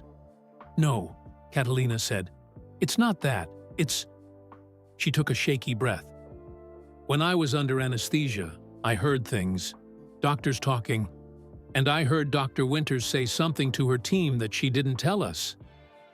Rosa's blood ran cold. "What did you hear?" Catalina's eyes filled with tears. "She said that even if the surgery works perfectly, even if my heart heals completely, there's a good chance I'll only have a few more years." maybe 5, maybe 10 if I'm lucky. The damage was too extensive. The repairs might not last forever. Rosa felt the world tilt. No, that can't be true. She said you were doing well. She said I'm doing well for now. Catalina interrupted gently. And I am. This surgery gave me time, Michael. You gave me time, but it didn't give me a normal lifespan. It didn't make me like other people my age. Michael looked stricken. Does Dr. Winters know you heard this? No, and I don't want her to know. I don't want anyone treating me like I'm dying again. I want to use whatever time I have to actually live. Catalina looked at Michael with fierce intensity. But I need you to promise me something. Something more important than anything else. Anything, Michael said immediately. Catalina turned to her mother. Mama, you too. I need you both to promise. Rosa nodded, unable to speak. Promise me, Catalina said, her voice urgent despite its weakness, that when I'm gone, whether it's in 5 years or 10 or 50, you won't let my death destroy you. Promise me you'll take care of each other, that you'll remember how to be happy, that my life will have mattered because it brought you two together and made you both better people. Rosa started sobbing. Don't talk like that. Please, Mija. You just woke up. You're going to live a long life. The doctors could be wrong. They could... Maybe, Catalina said. Maybe they're wrong, but maybe they're right. And either way, I need to know that the people I love most in the world won't spend whatever time we have left being afraid. Promise me. Both of you. Michael looked at Rosa across Catalina's bed. Their eyes met, and Rosa saw her own grief and fear reflected back at her. I promise, Michael said, his voice breaking. I promise I'll take care of your mother. I promise I won't let her be alone. I promise that your life mattered more than you'll ever know. Rosa tried to speak, but couldn't. She just held her daughter's hand and nodded through her tears. Say it, Mama, Catalina insisted. I need to hear you say it. I promise, Rosa finally managed. I promise I won't let your death destroy me. I promise I'll take care of Michael too. And I promise we'll take care of each other. Catalina relaxed back against her pillows, looking more peaceful than she had in years. Good, she whispered. Then whatever happens, I can face it, because I know you'll both be okay. The three of them sat together in the ICU room, holding hands, connected by love and loss, and the strange, miraculous way tragedy could create family. And Rosa realized that Catalina's final request wasn't really about death at all. It was about making sure that everyone she loved remembered how to live.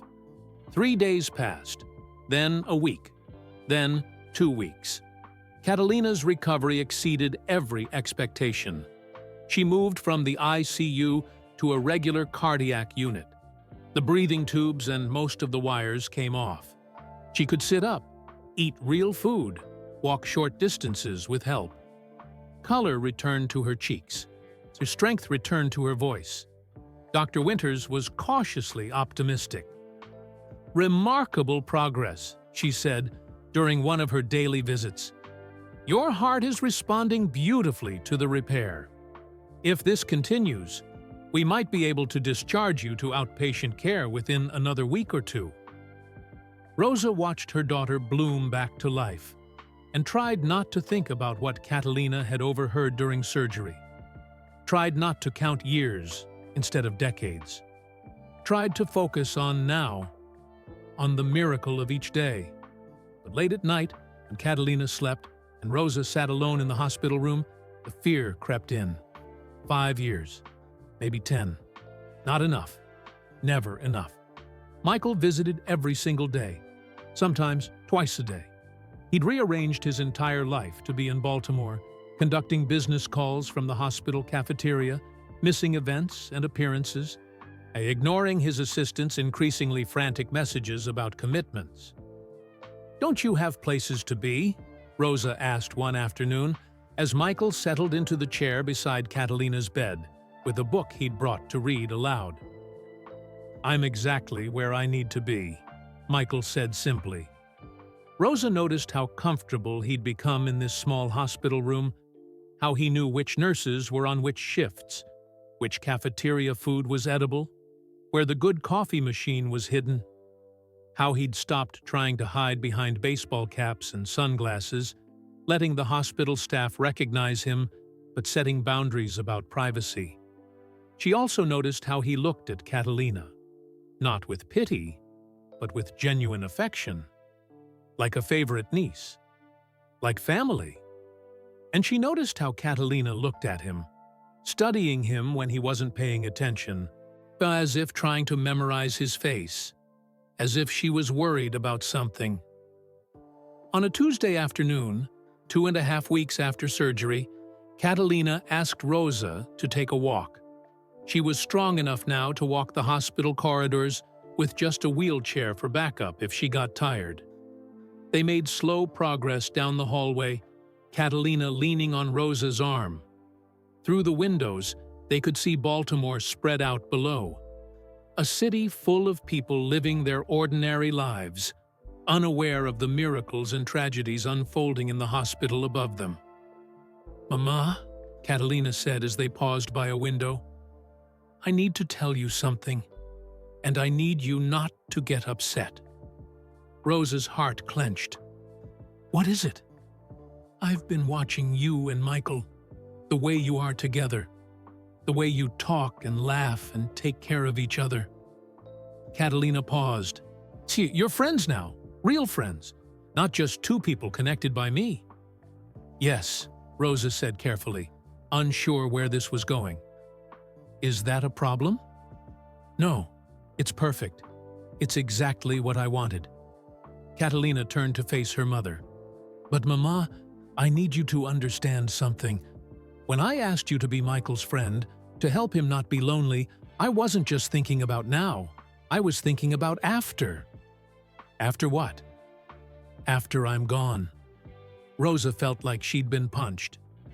"Catalina, don't listen to me," Catalina said firmly. "I know what I heard during surgery.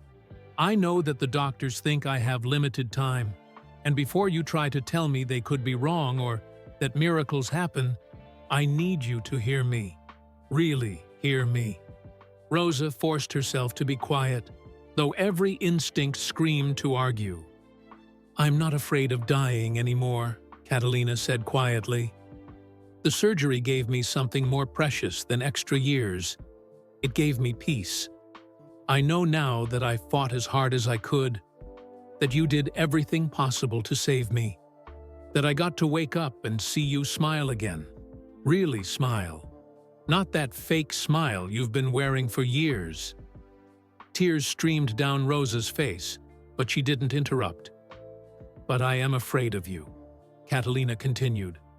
"I'm afraid of what will happen to you when I'm gone.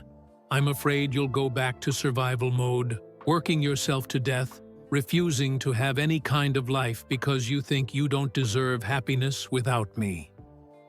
"Of course I don't deserve," Rosa started, but Catalina cut her off.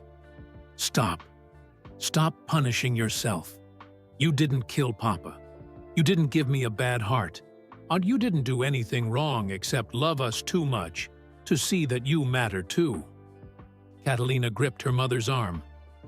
"That's why I needed you to become real friends with Michael. Because he understands loneliness. He understands grief. And when I'm gone, he'll be there to remind you that you're still alive, that you still deserve joy and friendship and all the things that make life worth living." Rosa couldn't speak. She could barely breathe. "Promise me again," Catalina said. "Promise me that you won't disappear into yourself when I die. Promise me you'll let Michael help you. Promise me you'll actually live, Mama. Not just exist. Live." "I promise," Rosa whispered. "But Mija, you're not going anywhere. You're getting stronger every day. You're going to..." Maybe, Catalina interrupted gently. Maybe I'll have 10 years, maybe 20. Maybe I'll be the miracle case that lasts 50 years. But maybe I won't. And I need to know that either way, you'll be okay. That Michael will make sure you're okay. They stood by the window, mother and daughter, holding each other as people rushed past them in the corridor, doctors and nurses and visitors, all caught up in their own dramas of life and death. "Does Michael know?" Rosa finally asked. "About what you overheard?" "Yes, I told him last week when you went to get lunch." Rosa pulled back in surprise. "What did he say?" "He cried," Catalina said simply.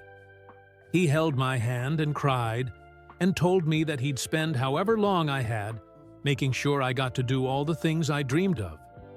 And then he promised, really promised, that he'd take care of you, that you'd never be alone, that you'd be family to him forever, and not just while I'm alive, but after too."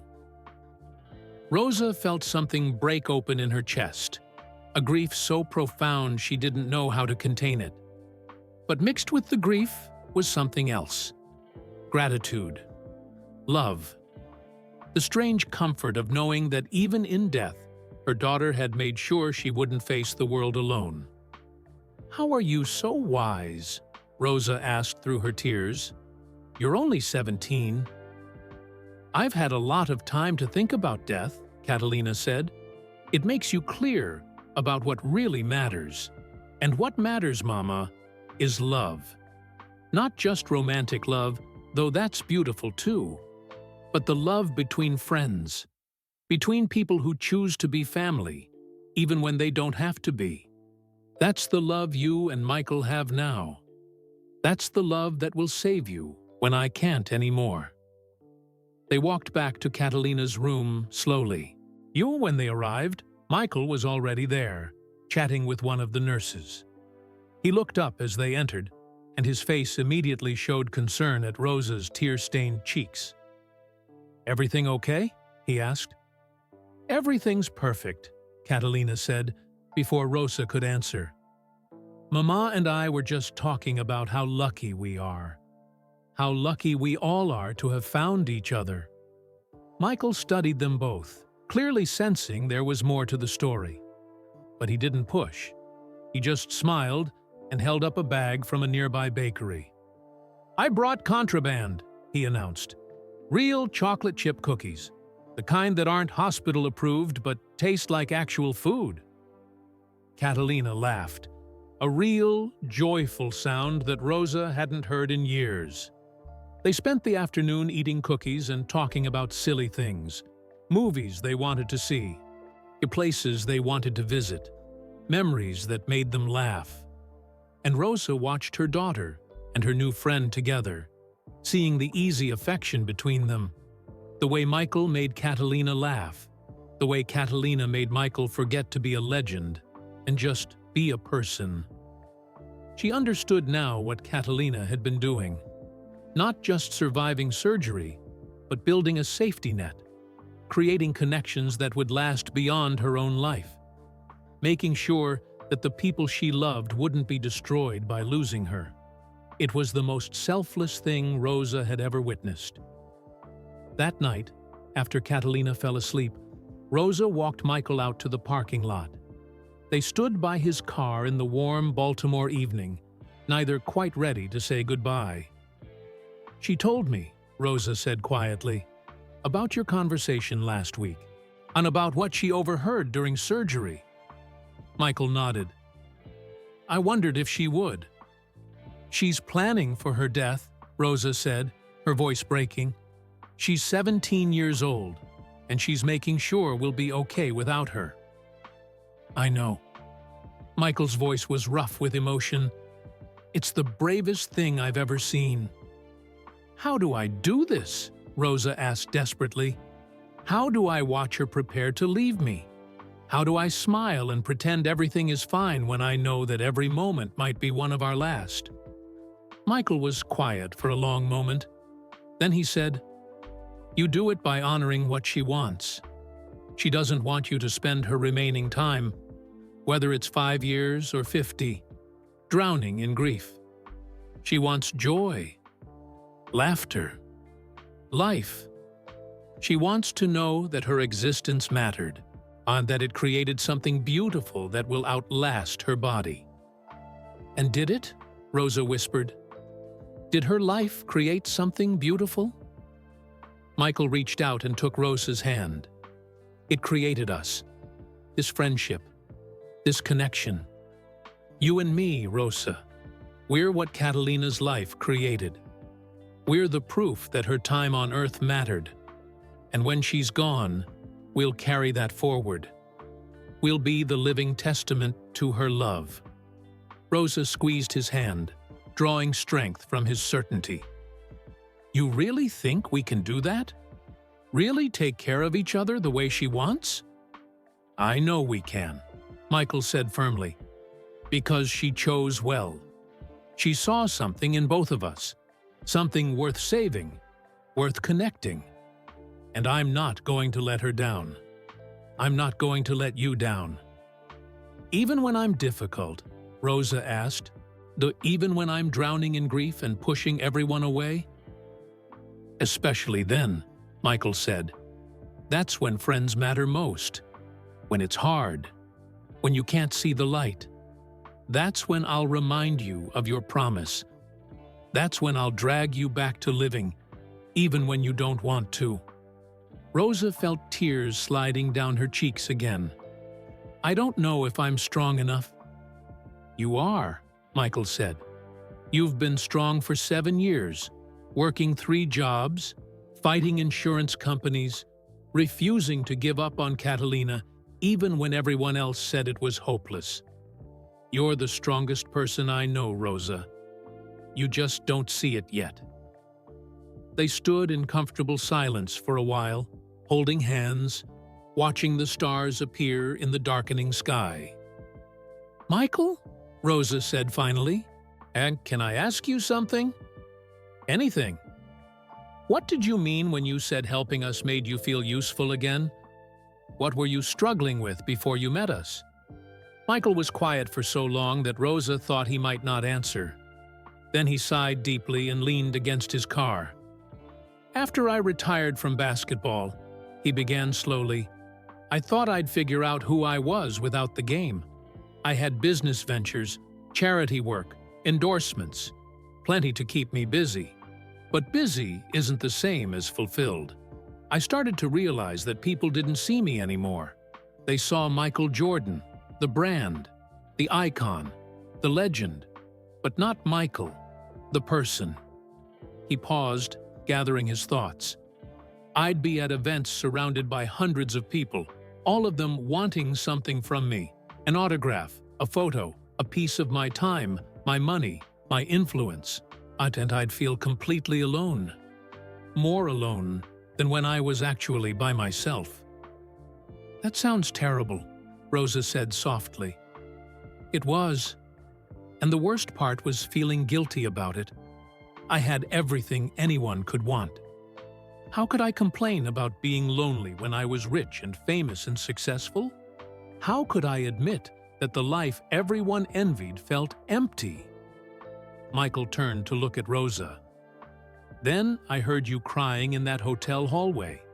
And for the first time in years, someone needed me. Not Michael Jordan, the celebrity, but just Michael, a person who could help. You didn't want an autograph or a photo. You just needed someone to see you, to care. And that's what I needed too. To be seen, Rosa said, understanding. To be seen, Michael confirmed. Catalina figured that out immediately. That's why she asked you to be my friend. She knew I needed someone who saw past the legend. Someone who cared about Michael the person, not Michael Jordan the icon. I do see you, Rosa said. I see someone kind and generous and lonely. Someone who uses humor to hide pain. Someone who's still grieving his mother and doesn't know how to fill the hole she left behind. Michael's eyes glistened with tears. Thank you. That means more than you know." "You see me too," Rosa said. "You see past the hotel cleaner, past the struggling single mother, past all the labels. You see Rosa, the person who loves her daughter, who misses her husband, who's terrified of being happy because happiness always seems to get taken away." "It won't this time," Michael said. "I won't let it." Rosa wanted to believe him, but 7 years of loss had taught her that promises couldn't protect against pain. But still, standing in that parking lot with Michael's hand warm in hers, she felt something she hadn't felt in years. Hope. Not the desperate hope of surgery and survival, but the quieter hope of knowing she wouldn't face the future alone. "We should get back," Michael said eventually. "Early morning tomorrow. Dr. Winters wants to run more tests." They walked back toward the hospital entrance together. As they reached the doors, Michael stopped. "Rosa, one more thing." "Yes?" "When Catalina is strong enough, when she's discharged and back home recovering, I want to take you both somewhere. Somewhere special. Will you let me do that?" "Where?" Rosa asked. Michael smiled mysteriously. "It's a surprise, but I think it will help. I think it will show Catalina that the time she has, however long it is, can be filled with joy and adventure and all the things she's dreamed about." Rosa hesitated, then nodded. "Okay, when she's ready, we'll go." "Good. It's a date." They parted ways at the elevators, Michael heading to his hotel, Rosa back to Catalina's room. When Rosa entered, she found her daughter awake, staring at the ceiling. "Couldn't sleep?" Rosa asked, pulling the chair close to the bed. "Too much on my mind," Catalina admitted. She turned to look at her mother.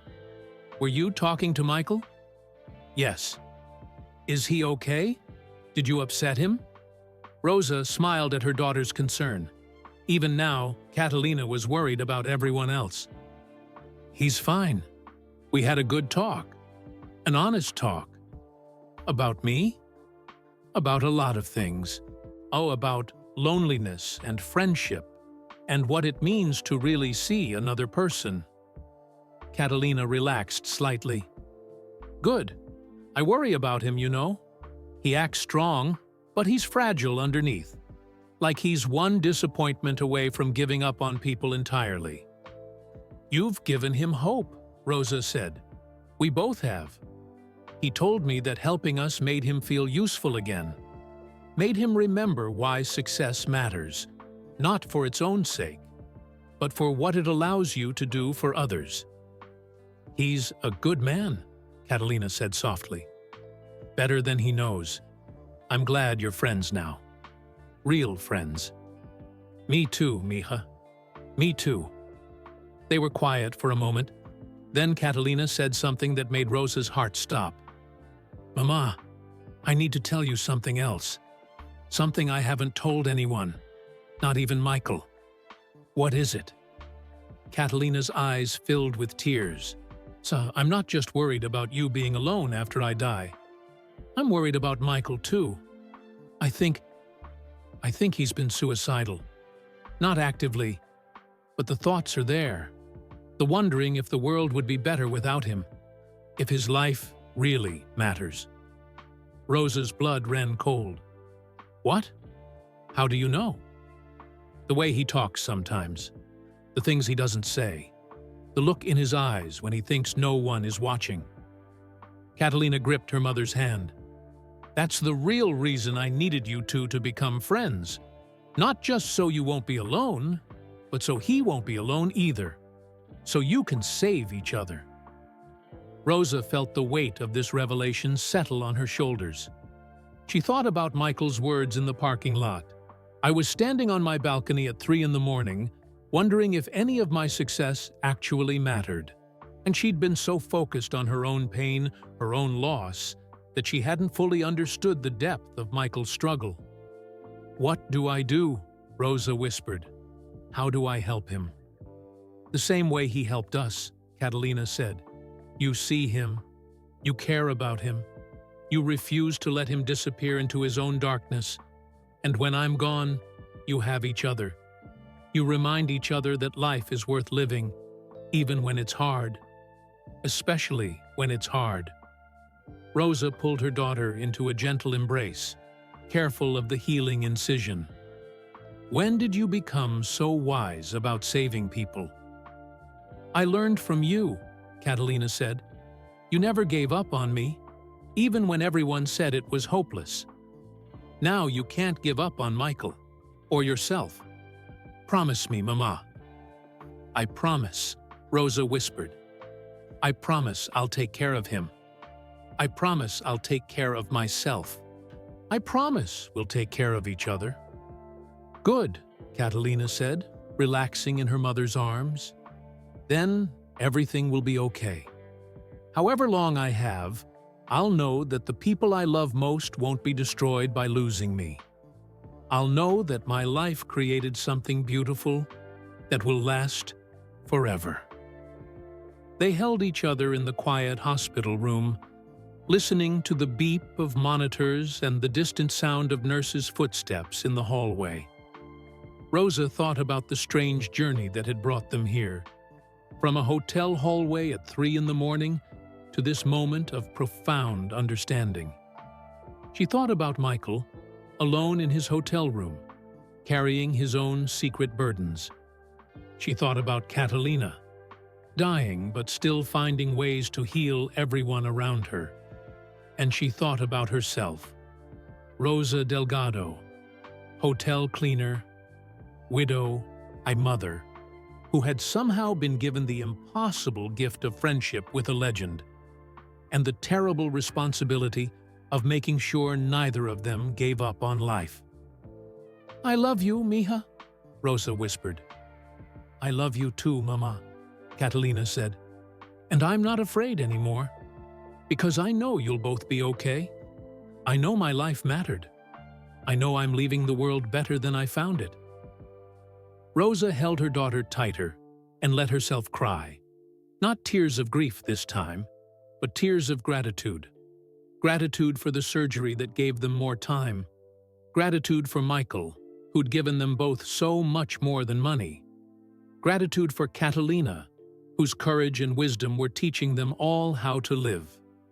The secret burden Catalina carried, the knowledge of her limited time, had become a gift. Not the gift of years, but the gift of clarity. The gift of knowing what mattered. The gift of using whatever time remained to create love and connection and meaning. Rosa understood now that this was what Catalina had been doing all along. Not just surviving, but purposefully building something that would outlast her physical presence. Building friendships. Building hope. Building a reason for the people she loved to keep living even after she was gone. It was the most beautiful, heartbreaking thing Rosa had ever witnessed, and she would honor it. She would keep her promise. She would live. Not just exist, but truly live. For Catalina, for Michael, for herself, for the secret burden her daughter had carried and transformed into a gift of love. 4 weeks after surgery, Dr. Winters stood in Catalina's hospital room with a smile that reached her eyes. I'm discharging you today, she announced. Your heart function is better than I dared hope. The synthetic scaffolding has integrated beautifully with your tissue. You're ready to go home. Catalina sat up straighter in bed, her face lighting up with joy. Really? I can go home? With restrictions, Dr. Winters cautioned. No strenuous activity for at least 3 months. Regular follow-up appointments. Medication compliance is critical. But yes, Catalina, you're ready to leave the hospital and start recovering at home. Rosa felt tears spring to her eyes. Happy tears this time. Her daughter was coming home, alive, healing, given a second chance that seemed impossible just a month ago. Michael, who'd been sitting in his usual chair by the window, stood and came to shake Dr. Winters's hand. Thank you. Thank you for everything. doctor." And Winters smiled at him. "She did most of the work. I just gave her body the tools it needed to heal itself." She turned to Catalina. "You're a fighter, young lady. Keep fighting. Keep living. Make every day count." After Dr. Winters left, the three of them sat in stunned silence for a moment, processing the news. "I'm going home," Catalina whispered, as if saying it aloud might make it untrue. "I'm actually going home." "You're going home," Rosa confirmed, reaching out to hold her daughter's hand. "Our apartment. Your own bed. No more hospital food." "Though Michael's brought enough good food that I barely remember what hospital food tastes like," Catalina said with a grin. Michael laughed. "Well, I couldn't let you suffer through that cafeteria nonsense. And I have standards." They spent the morning packing up Catalina's room, the flowers and cards that had accumulated, the drawings she'd made for other patients, the small personal items that had made the sterile space feel more like home. Rosa folded the Bulls jersey, Michael's jersey from the '98 finals, carefully and placed it in Catalina's bag. "That's coming with us," Catalina said firmly. "It's my good luck charm now." "It was always meant to bring someone luck," Michael said softly. "I'm glad it's you." By early afternoon, they were ready to leave. A nurse brought a wheelchair, hospital policy, even though Catalina could walk, and they made their way through the corridors that had become so familiar. Other patients and staff who'd gotten to know Catalina over the past month waved and called out good wishes. She'd made friends here, to the way she made friends everywhere, with her drawings, her smile, her genuine interest in other people's stories. At the hospital entrance, a medical transport van waited to take them back to Chicago. Michael had arranged everything, of course. The van was equipped with a comfortable bed for Catalina, medical supplies in case of emergency, and enough snacks to feed an army. "You didn't have to do all this," Rosa said as Michael helped Catalina into the van. "I know," Michael said, "but I wanted to. Besides, I'm coming too." Rosa stopped. "What?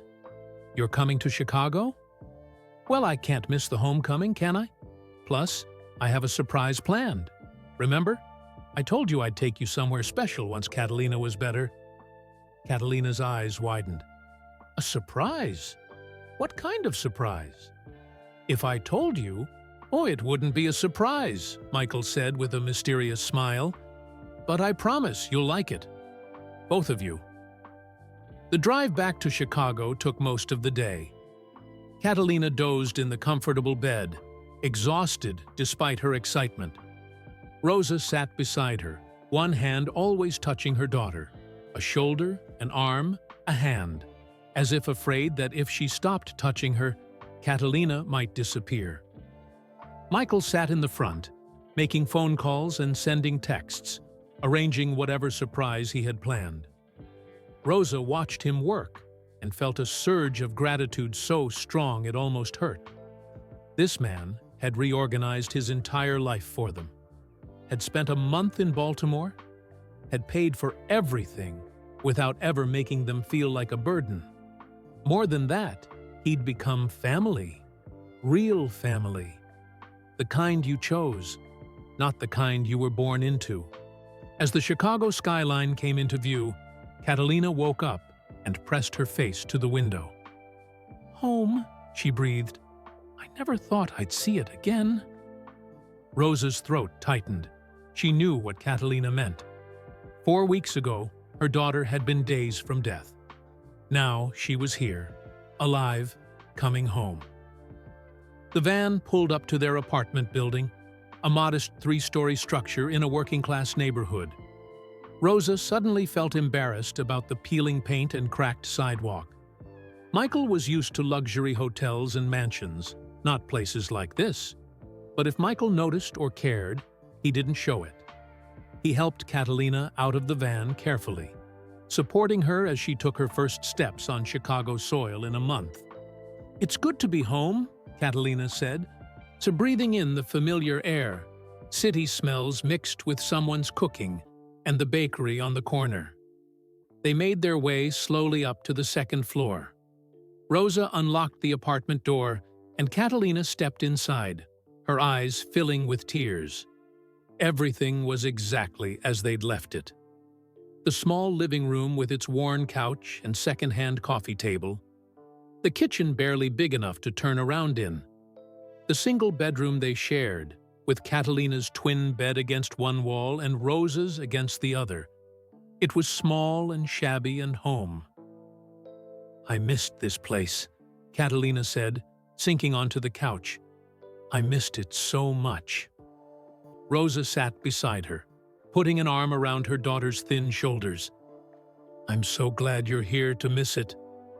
Michael stood in the doorway, looking slightly uncomfortable but trying to hide it. Rosa realized he probably hadn't been in a place this small or modest in decades. "Come in," Rosa said. "Don't just stand there. You're family now. You don't need an invitation." Michael stepped inside and closed the door. He looked around the apartment, taking in the faded curtains, the photos of Eduardo on the walls, the small altar Rosa kept with candles, and a picture of the Virgin Mary. "It's nice," he said, and Rosa could tell he meant it. "It feels like a home, like people actually live here and love each other." "We do," Catalina said. "This place has a lot of love in it. Not a lot of space, but plenty of love." They spent the afternoon settling Catalina back in. Rosa made her comfortable on the couch with pillows and blankets. Michael went out and returned with bags of groceries. Real food, not hospital meals or takeout, but ingredients for home cooking. "I remember you mentioned you like to cook," Michael said to Rosa, "before everything happened, before you were working 3 jobs and had no time." Rosa stared at the bags of fresh vegetables, good meat, spices she hadn't bought in years because they were too expensive. "Michael, this is too much." "It's not enough," Michael said firmly. "You haven't cooked a real meal in years. You deserve to do something you love, and Catalina deserves home-cooked food while she recovers." Rosa felt tears threatening again. She seemed to cry constantly these days, happy tears, grateful tears, overwhelmed tears. "Thank you," she whispered. That evening, Rosa cooked her first real meal in years. She made Eduardo's favorite, arroz con pollo, with sofrito and saffron, and all the traditional spices. The apartment filled with the smell of home, of memory, of love made tangible through food. Michael set the small table while Catalina supervised from the couch, too tired to help, but happy to watch her mother move around the kitchen with purpose and joy. When the food was ready, they ate together. Rosa, Catalina, and Michael crowded around a table meant for 2. They talked and laughed and told stories. Michael shared memories of his mother's cooking, how she used to make him her special mac and cheese before big games. "She said it was magic," Michael remembered, smiling. "That it would help me play better. I believed her for years." "Did it work?" Catalina asked. "Every time," Michael said with a grin, "though I think the magic was just knowing she believed in me." After dinner, Catalina insisted on washing the dishes despite Rosa's protests. "I need to do something normal," Catalina said. "Something that proves I'm alive and home and not an invalid. Let me wash dishes, Mama." So Rosa let her, watching carefully to make sure Catalina didn't overdo it. Michael dried while Catalina washed, the 2 of them working together in the tiny kitchen. Rosa watched them and felt her heart expand with something she couldn't quite name. Not just gratitude or relief, but something deeper. Family. Connection. The sense that everything had changed, and somehow, impossibly, changed for the better. After the dishes were done, Michael checked his phone and smiled mysteriously. "Okay," he said, Time for the surprise I promised. Now? Rosa asked. It's almost 8 o'clock. See, Catalina should be resting. This won't take long, Michael said, and I promise it's worth it. Catalina, how are you feeling? Can you manage a short trip? Catalina's eyes lit up. Yes, definitely yes. Where are we going? You'll see, Michael said, but you might want to bring that Bulls jersey. 20 minutes later, they were in Michael's car, a luxury sedan that felt like a spaceship compared to any vehicle Rosa had ever been in. Catalina sat in the back, wearing Eduardo's old Bulls jersey over her clothes, looking more alive than she had in years. They drove through Chicago as the sun set, painting the sky in shades of orange and purple. Rosa watched the familiar streets pass by and wondered where Michael was taking them. Then she saw it. The United Center, rising up against the evening sky like a temple. Michael, Rosa breathed. Is this? Eduardo's promise, Michael said softly, pulling into a private entrance. He promised Catalina he'd take her to a Bulls game. Tonight, we're keeping that promise. Catalina pressed her face to the window, tears streaming down her cheeks. We're going to a game? Tonight? Not just any game, Michael said. Come on, you'll see. They parked, and Michael led them through private corridors, past security guards who nodded respectfully, through passages that regular fans never saw. Rosa held Catalina's arm, supporting her daughter as they walked, both of them overwhelmed and confused. Finally, they emerged into the arena itself. But something was wrong. The lights were dimmed. The seats were empty. There was no crowd, no noise, no game. Rosa turned to Michael, confused. I don't understand. Is the game canceled? Michael smiled, a soft, genuine smile that transformed his whole face.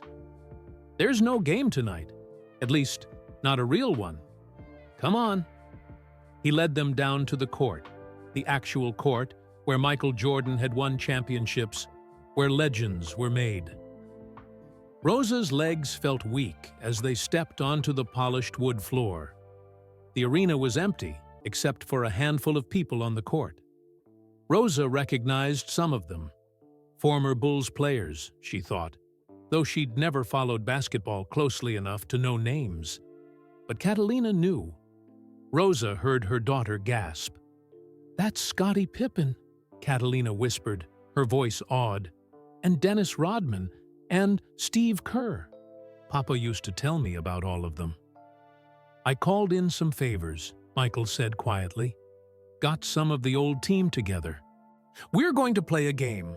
Not a real one, just some shooting around, some fun. And Catalina, I want you on my team. Catalina stared at him in disbelief. What? I can't play.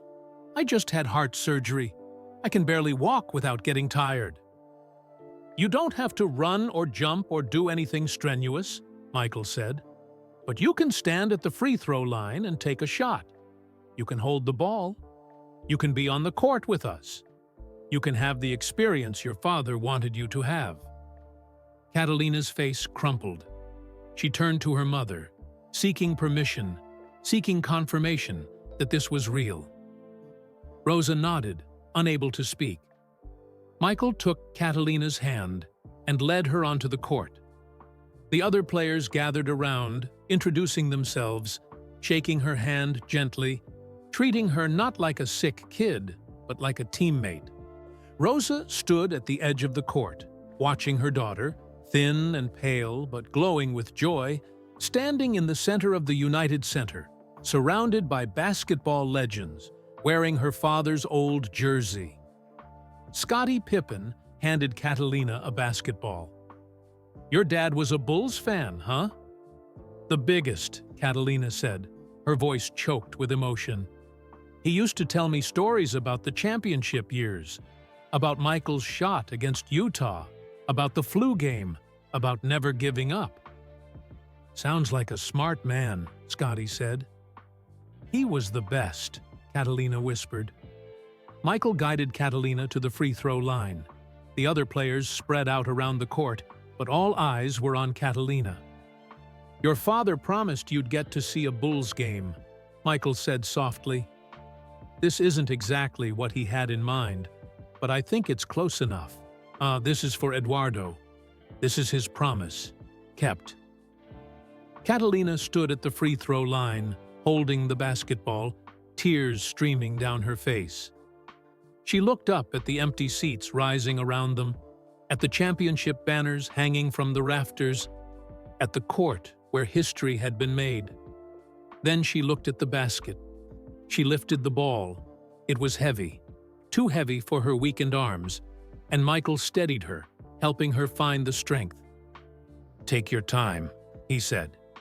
Whenever you're ready. Catalina took a shaky breath. Then she shot. The ball arced through the air in slow motion. Rosa held her breath.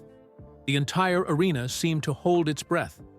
The ball hit the rim, bounced once, twice, and dropped through the net. The sound of the ball hitting the floor echoed through the empty arena like thunder.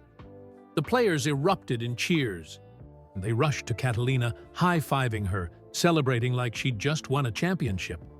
Michael lifted her hand in victory, and Catalina laughed, really laughed, with pure, unbridled joy.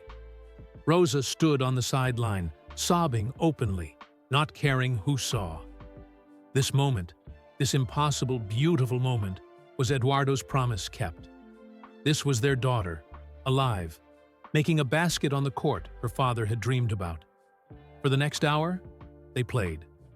Not a real game, just shooting and passing and laughing. Catalina mostly sat on the bench, but occasionally Michael would call her in to take a shot or make a pass. Each time, the players cheered like she'd done something miraculous. Because she had. She'd survived. She'd fought her way back from death. She was standing on an NBA court, wearing her father's jersey, living a dream that should have died with Eduardo 7 years ago. Rosa watched her daughter's face, lit up with happiness, flushed with exertion, but not dangerously so, alive in a way Rosa hadn't seen since before the diagnosis. This was the gift Michael had given them. Not just the surgery, not just the money, but this, a moment of pure joy, of dreams fulfilled, of promises kept. When Catalina finally had to sit down, too exhausted to continue, Michael came and sat beside her on the bench. Rosa joined them, the three of them sitting together on the sideline while the other players continued shooting around. "Thank you," Catalina whispered to Michael. "Thank you for this. Thank you for keeping Papa's promise." "He would have kept it himself if he could," Michael said gently. "I'm just standing in, making sure his daughter gets what he wanted her to have." "He would have liked you," Catalina said. "Papa always said the best thing about Michael Jordan wasn't the championships. It was that you never stopped trying, never stopped fighting, never gave up, even when things were impossible. Your father sounds like he was wise." "He was." Catalina leaned her head on Michael's shoulder. "I wish he could be here. I wish he could see this." "He can," Rosa said softly. "I believe he can. And I believe he's proud of you, Mija. So proud." They sat together in comfortable silence, watching the players laugh and joke on the court. Then Michael spoke, his voice careful. "Catalina, there's something else I want to talk to you about.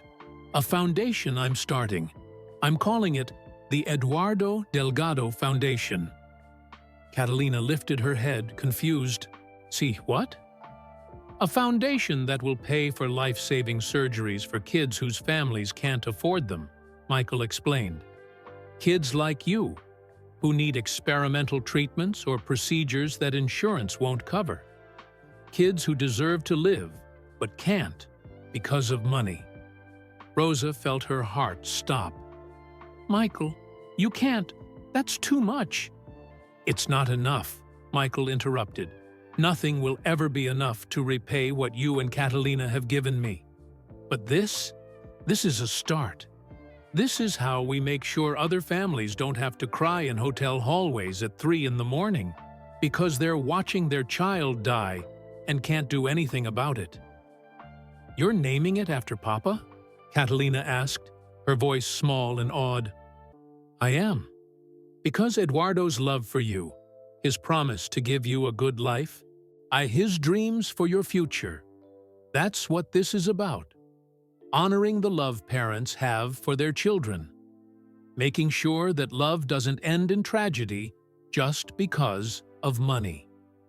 Catalina started crying again, and Rosa pulled her daughter close. Michael put his arms around both of them, and they sat there on the bench in the empty arena, the three of them connected by love and loss and hope. "There's one more thing," Michael said. "Rosa, I want you to run the foundation. Not just in name, but really run it. Work with families, help them navigate the system. Be the advocate you wish you'd had when Catalina got sick." Rosa pulled back in shock. "What? I can't. I'm not qualified. I clean hotels, Michael. I don't know how to run a foundation." "You know what it's like to fight for your child's life," Michael said firmly. You know what these families are going through. You know the system, the bureaucracy, the endless phone calls and denials and appeals. You're more qualified than anyone. But I don't have education. You have experience. You have empathy. You have fire in your belly and love in your heart. That's what matters." Michael took her hand. "Let me train you. Let me give you the resources and support you need. But please, Rosa, say yes. Help me turn your pain into purpose. Help me make sure no other mother has to go through what you went through alone." Rosa looked at her daughter, who was nodding encouragingly. "You'd be amazing at it, Mama," Catalina said. "You'd help so many people. You'd save lives." Rosa thought about the denial letters, the endless phone calls, and the feeling of helplessness as she watched her daughter dying and couldn't save her. She thought about other mothers, other families, going through the same hell. And she thought about Catalina's words. "My life mattered, because it created something beautiful that will last forever." "Yes," Rosa whispered. "Yes, I'll do it." Michael squeezed her hand. "Thank you. You're saving me again, Rosa. Giving me purpose, giving me a reason to believe my success actually matters." They sat together as the players finished up and started to leave, each one stopping to say goodbye to Catalina, to tell her she was brave, to wish her well. When everyone had gone, and it was just the three of them in the empty arena, Michael stood. "There's one more thing to do," he said. "The most important thing." He walked to center court and gestured for Rosa and Catalina to join him. They stood together under the lights, in the middle of the famous court, surrounded by empty seats that had witnessed so much history. "I want to make this official," Michael said. "I want to say out loud what we all know in our hearts. You're my family now, both of you. Not because of obligation or gratitude or anything except choice.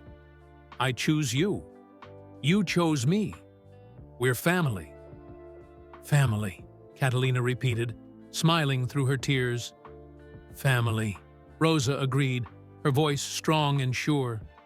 They stood together on the court, holding hands, three people who shouldn't have met, but had become essential to each other. Three people who had saved each other in different ways. Rosa looked up at the championship banners hanging from the rafters and thought about everything that had happened in the past 6 weeks. The crying in the hotel hallway, the surgery, the recovery, this moment. She thought about Eduardo and how proud he would be. She thought about the foundation that would bear his name and save countless lives. She thought about her daughter, alive and laughing and making basketball shots on a court her father had only dreamed about. And she thought about Michael, lonely, searching for purpose, finding family in the most unexpected place. "Thank you," Rosa said, not to Michael specifically, but to the universe, to God, to whatever force had brought them together. "Thank you for the miracle." "Which miracle?" Catalina asked. Rosa looked at her daughter, then at Michael, then back at Catalina. "All of them. The surgery. Michael finding us. This moment. But mostly the miracle of love. The way it finds us when we need it most. The way it saves us in both directions. Love in both directions," Michael repeated softly. "I like that." They stood in the center of the United Center for a few more minutes, none of them wanting the moment to end. Then Catalina yawned, a huge, exhausted yawn that reminded them all that she was still recovering, still fragile, still fighting. "Time to go home," Rosa said, putting an arm around her daughter's shoulders. They made their way back through the private corridors out to Michael's car. The drive home was quiet, Catalina dozing in the back seat, exhausted but happy. When they arrived at the apartment, Michael helped them inside. He stood in the doorway, he clearly not wanting to leave but not sure if he should stay. "You can come in," Rosa said. "You don't have to go." "I don't want to intrude." "Your family," Rosa interrupted. "Family doesn't intrude. Family belongs." So Michael came inside. They made tea and sat together in the small living room, talking quietly while Catalina slept on the couch. "I meant what I said," Michael told Rosa, "about the foundation, about you running it. I'll help you every step of the way. Training, resources, everything you need. But Rosa, this has to be yours. It has to be families helping families. That's what will make it work." "I'm scared," Rosa admitted. "What if I fail? What if I can't help people the way you think I can?" "Then you'll learn and try again," Michael said simply. "That's what I did with basketball. Failed, learned, tried again. And that's what you did fighting for Catalina. That's what being human is about. Trying, failing, and refusing to give up." Rosa nodded slowly. "When do we start?" "Whenever you're ready. Next week, next month, whenever. There's no rush. For now, focus on Catalina's recovery, on settling into your new life. The foundation will be there when you're ready." They sat in comfortable silence for a while. Then Michael stood to leave. "Get some rest," he said. "I'll come by tomorrow. We can start planning." "Michael?" Rosa called as he reached the door. He turned back. "Thank you," Rosa said simply, "for everything. For seeing us, for caring, for becoming family." Michael's eyes glistened with emotion. "Thank you for letting me. Thank you for saving my life." "We didn't," Rosa started to protest. "You did," Michael interrupted gently. "No, you absolutely did. And I will spend the rest of my life being grateful." After he left, Rosa sat in the quiet apartment, listening to Catalina's soft breathing, thinking about everything that had changed. 6 weeks ago, she'd been crying in a hotel hallway, holding a denial letter, preparing to watch her daughter die. Now, Catalina was home, recovering, alive. Now Rosa had a purpose beyond survival. Now they had family, chosen family, the best kind, in the form of a lonely legend who needed them as much as they needed him. Rosa looked at the photo of Eduardo on the wall, young and smiling, holding baby Catalina, frozen in a moment of pure happiness. "We kept your promise," Rosa whispered to the photo. "Our girl got to play basketball at the United Center. She's going to live, Eduardo. She's going to be okay." She paused, then added, "So, and I'm going to be okay too. I'm going to stop punishing myself. I'm going to live, not just survive. I'm going to honor you by being happy again, by having a life worth living. Is that okay?" In the silence of the apartment, Rosa felt a sense of peace wash over her. She chose to believe it was Eduardo's answer, his blessing, his love reaching across the years to tell her it was okay to move forward, to be happy, to let new people into her heart. Rosa got up and covered Catalina with a blanket, kissed her sleeping daughter's forehead, and then went to bed herself, in her own bed, in her own apartment, with her daughter breathing steadily in the next bed over. As she drifted off to sleep, Rosa thought about Michael's words, love in both directions. That was the true miracle. Not just being saved, but saving others. Not just receiving grace, but extending it. Not just surviving, but living, really living, in a way that honored every person who'd helped them along the way. Tomorrow would bring new challenges. Catalina's long recovery, learning to run a foundation, figuring out how to live a normal life after everything that had happened. But tonight, Rosa allowed herself to simply be grateful. For life, for love, for the impossible miracle that had started with tears in a hotel hallway and led to family, purpose, and hope. The true miracle wasn't just that Catalina had survived. It was that all three of them, Rosa, Catalina, and Michael, had learned how to really live. 6 months later, Rosa stood in front of the mirror in her bedroom, adjusting the collar of a dress she'd bought for today. A real dress, not a uniform. Not something worn and faded from years of use, but something new that made her feel like a person who mattered. Behind her reflection, she could see Catalina sitting on her bed, fully dressed and healthier than she'd been in years. Her daughter's cheeks had color now. Her eyes sparkled with life. She'd gained weight, her hair was thick and shiny, and most importantly, her heart was strong. "You look beautiful, Mama," Catalina said. Rosa turned to face her daughter. "Are you sure I should be the one speaking today? You're the one they want to hear from." "They need to hear from you," Catalina insisted. "You're the director of the foundation. You're the one who understands what these families are going through. Michael was right to choose you." Rosa still couldn't quite believe it. 6 months ago, she'd been a hotel cleaner with 3 jobs and no hope. Now she was Rosa Delgado, Director of Family Services for the Eduardo Delgado Foundation. She had an office, a salary that meant she only needed one job, and a purpose that filled her heart in ways she'd never imagined. The foundation had already helped 8 families. 8 children who would have died were now alive, recovering, living. 8 families who'd been crying in metaphorical hallways now had hope.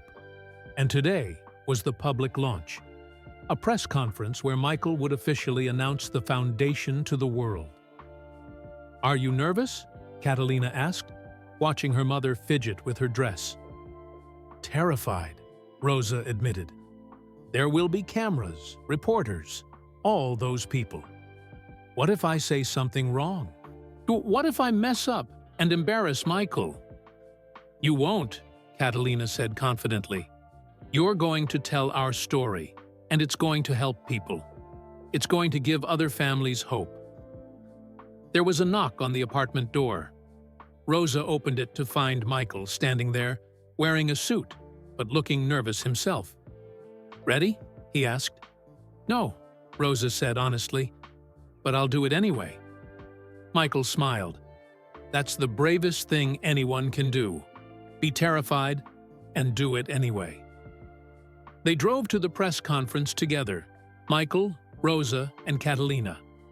The venue was a hotel conference room downtown, already filled with reporters, cameras, and curious onlookers.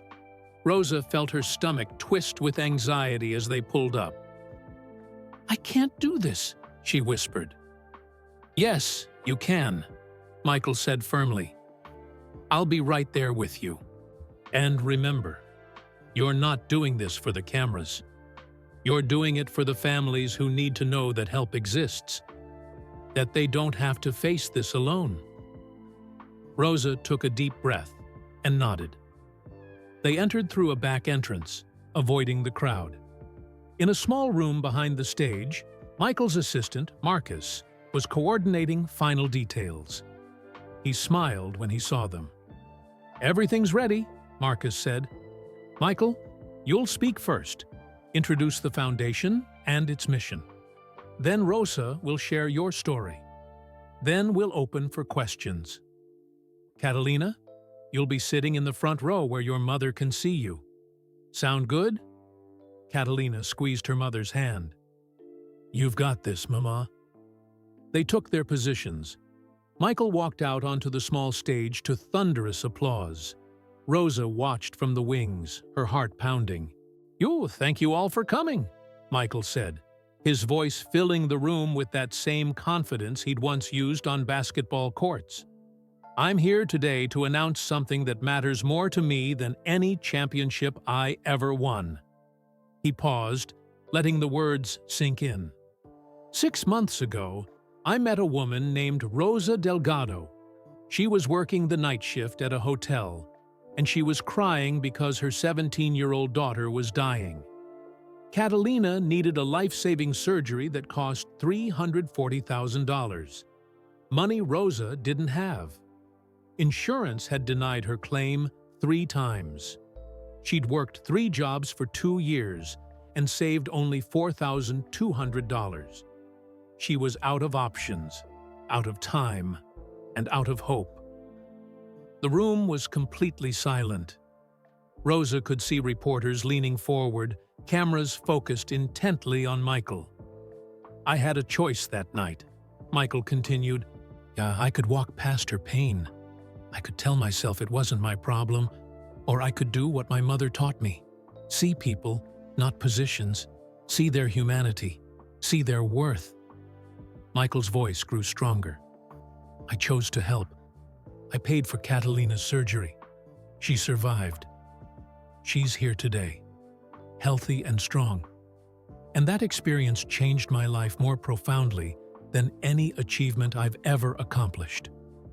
He paused again, and Rosa saw tears glistening in his eyes.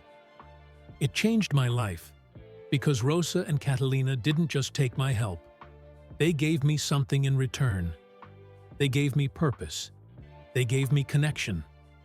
They reminded me that success only matters if it's used to help others. They saved me as much as I saved them." The audience was captivated, hanging on every word. "That's why I'm announcing the Eduardo Delgado Foundation, named after Catalina's father, who promised his daughter she'd have a good life, but died before he could fulfill that promise. This foundation will pay for life-saving surgeries and treatments for children whose families can't afford them. We'll cover experimental procedures, out-of-network specialists, anything that gives a child a chance to live when money is the only thing standing in the way." Applause erupted, but Michael held up a hand. "But here's the most important part. This foundation isn't about me. It's not about my money or my name. It's about families helping families. That's why I've asked Rosa Delgado to be our Director of Family Services. She understands what these families are going through because she lived it. She knows the system, the bureaucracy, and the endless denials and appeals. She knows what it's like to love your child more than life itself and feel powerless to save them." Michael turned toward the wings. "Rosa, will you come out here?" Rosa's legs felt like water, but she forced herself to walk onto the stage. The lights were blinding. The cameras felt invasive. But then she saw Catalina in the front row, smiling encouragingly, and she found her courage. Michael stepped back, giving Rosa the microphone and the spotlight. Rosa looked out at the sea of faces and took a shaky breath. "My name is Rosa Delgado," she began, her accent thick with emotion. "6 months ago, I was nobody. A hotel cleaner, a single mother, a widow with a dying daughter and no way to save her." She paused, gathering her thoughts. "I worked 3 jobs. I slept 4 hours a night. Yet I survived on coffee and determination. But none of it was enough. My daughter needed a surgery that cost more money than I would make in 10 years. Insurance said no. Every grant program said no. Every charity said they'd see what they could do, and then did nothing." Rosa's voice grew stronger. "I was preparing to watch my daughter die. I was preparing to fail at the most important job I'll ever have, keeping my child alive. And then, at 3 o'clock in the morning, in a hotel hallway, I met Michael Jordan." She turned to look at Michael, who was standing to the side, watching her with encouragement. He didn't have to stop. He didn't have to care. He could have walked past me, past my pain, past my daughter's dying heart. But he didn't. He sat down on the floor beside me and asked me about Catalina. He saw us, not as a charity case, not as a publicity opportunity, but as human beings whose lives mattered. Rosa's eyes filled with tears, but she kept talking. Michael paid for the surgery. He stayed with us through the recovery. He became family. But more than that, he gave me a purpose. He showed me that my pain doesn't have to be wasted, that my experience fighting for Catalina's life can help other families fight for their children. She looked directly at the cameras now, speaking to the mothers and fathers watching who might be in the same desperate situation she'd been in. If you're out there, if you're watching, if your child needs help and you don't know where to turn, we're here. The Eduardo Delgado Foundation is here. You don't have to cry alone in hallways anymore. You don't have to choose between bankruptcy and your child's life. And you don't have to prepare to say goodbye when there's still a chance to fight. Rosa's voice broke, but she pushed through. Call us, email us, reach out. We will help you navigate the system. We will fight the insurance companies. We will find the money. We will do everything we possibly can to give your child the same chance Catalina got. Because every child deserves to live. Every parent deserves hope. The room erupted in applause. Rosa stepped back, overwhelmed, and Michael moved forward to take the microphone again. "We're opening a hotline today," Michael announced. "The number will be on the Foundation's website. We have staff ready to take calls, evaluate cases, and start helping families immediately. We've already helped 8 families in the past 6 months while we were setting things up. And our goal is to help 100 families in the first year. 1,000 families in 5 years. We won't stop until no parent has to watch their child die because of money." More applause. Then the questions began. A reporter stood up. "Mr. Jordan, how much of your own money are you putting into this foundation?"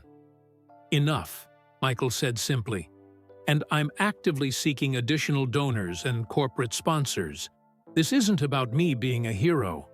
This is about building something sustainable that will help families long after I'm gone." Another reporter.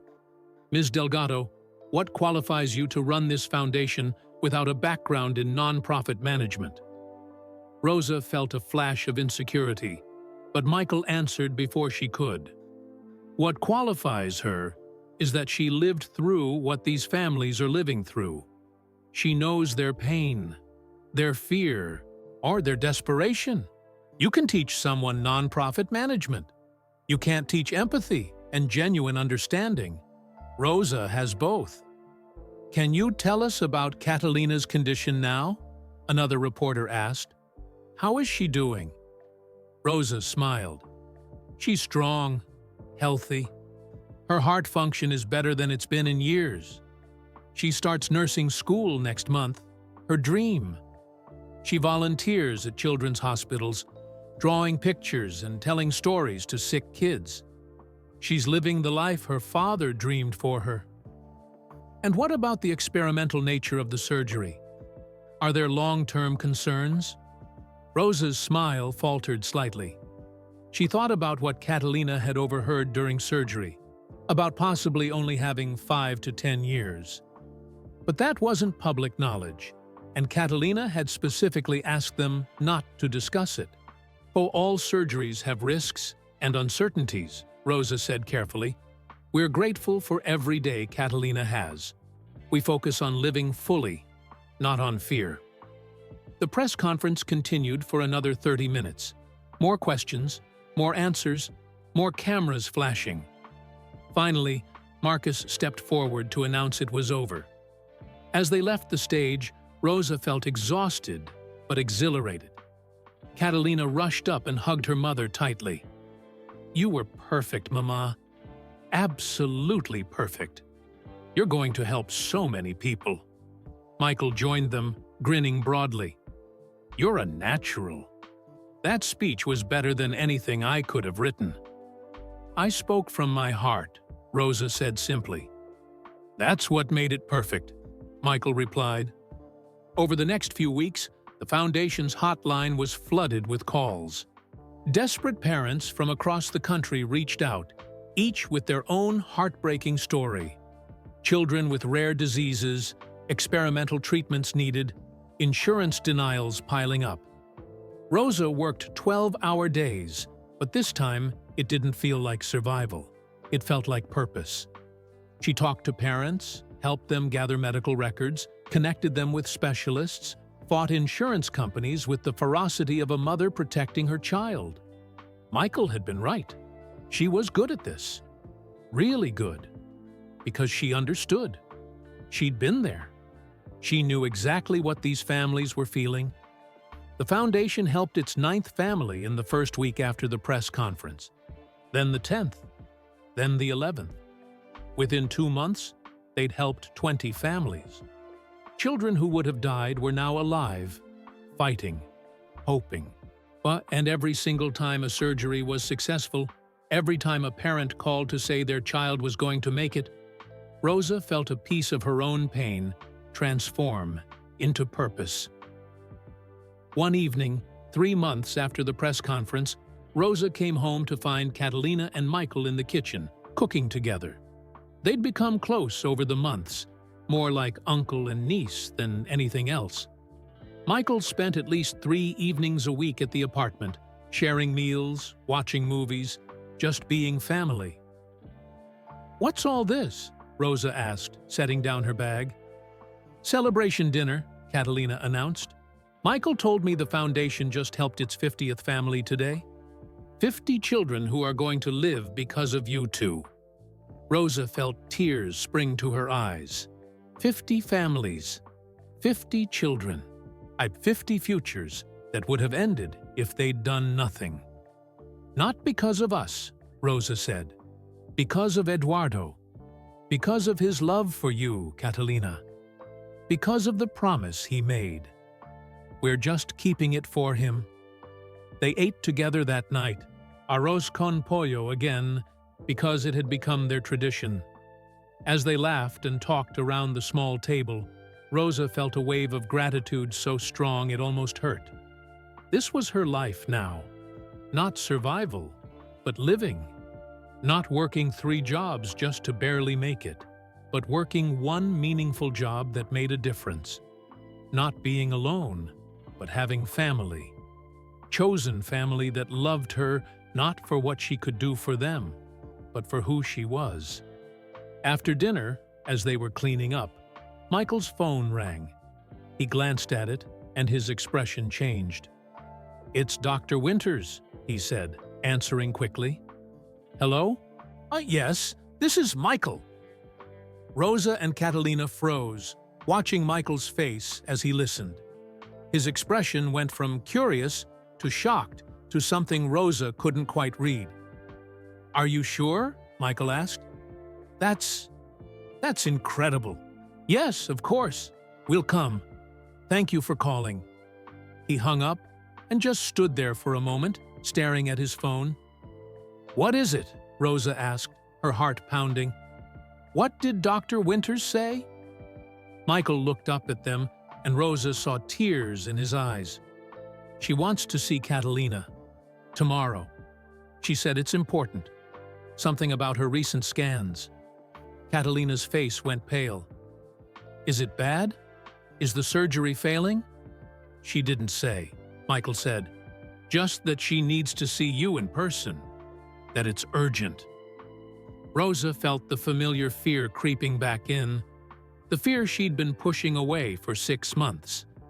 The fear that this miracle had an expiration date they'd always known was coming. We'll go tomorrow, Rosa said, trying to keep her voice steady. All 3 of us. Whatever it is, we'll face it together. That night, Rosa couldn't sleep. She lay in bed, listening to Catalina's breathing in the next bed, trying not to imagine all the terrible things Dr. Winters might tell them tomorrow. Was the surgery failing? Was Catalina's heart giving out? Was this the beginning of the end that Catalina had overheard about during surgery? Rosa got up quietly and went to the small altar in the living room. She lit a candle and knelt before the picture of the Virgin Mary, praying with an intensity she hadn't felt since the night before Catalina's surgery. Please, she whispered, please don't take her now. Not when she's just starting to really live. Please, give us more time. She felt a hand on her shoulder and turned to find Michael standing there, also unable to sleep. I can't lose her, Rosa whispered. Not after everything. Not after she survived. I can't. We don't know what Dr. Winters is going to say, Michael said gently. Maybe it's good news. Doctors don't call at night with urgent meetings for good news, Rosa said bitterly.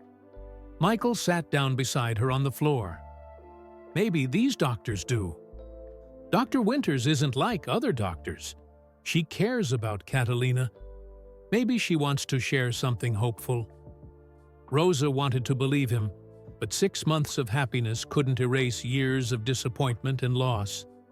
She'd learned not to hope too much, because hope hurt when it was taken away. They sat together by the altar, 2 people who'd become family through crisis, waiting for morning and whatever news it would bring. At dawn, Catalina woke to find her mother and Michael asleep on the floor by the altar. She covered them with blankets and made coffee, her own fear carefully hidden behind a brave face. She knew what this might mean. She'd always known her borrowed time would run out eventually.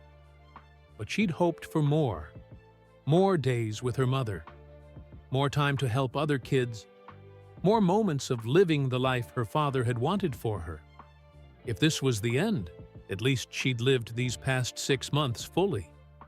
At least she'd seen her mother smile again.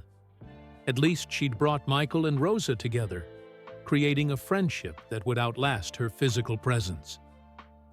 Mama, she called softly. Michael, wake up. We need to get ready. The drive to Johns Hopkins was silent, or each of them lost in their own fears and prayers.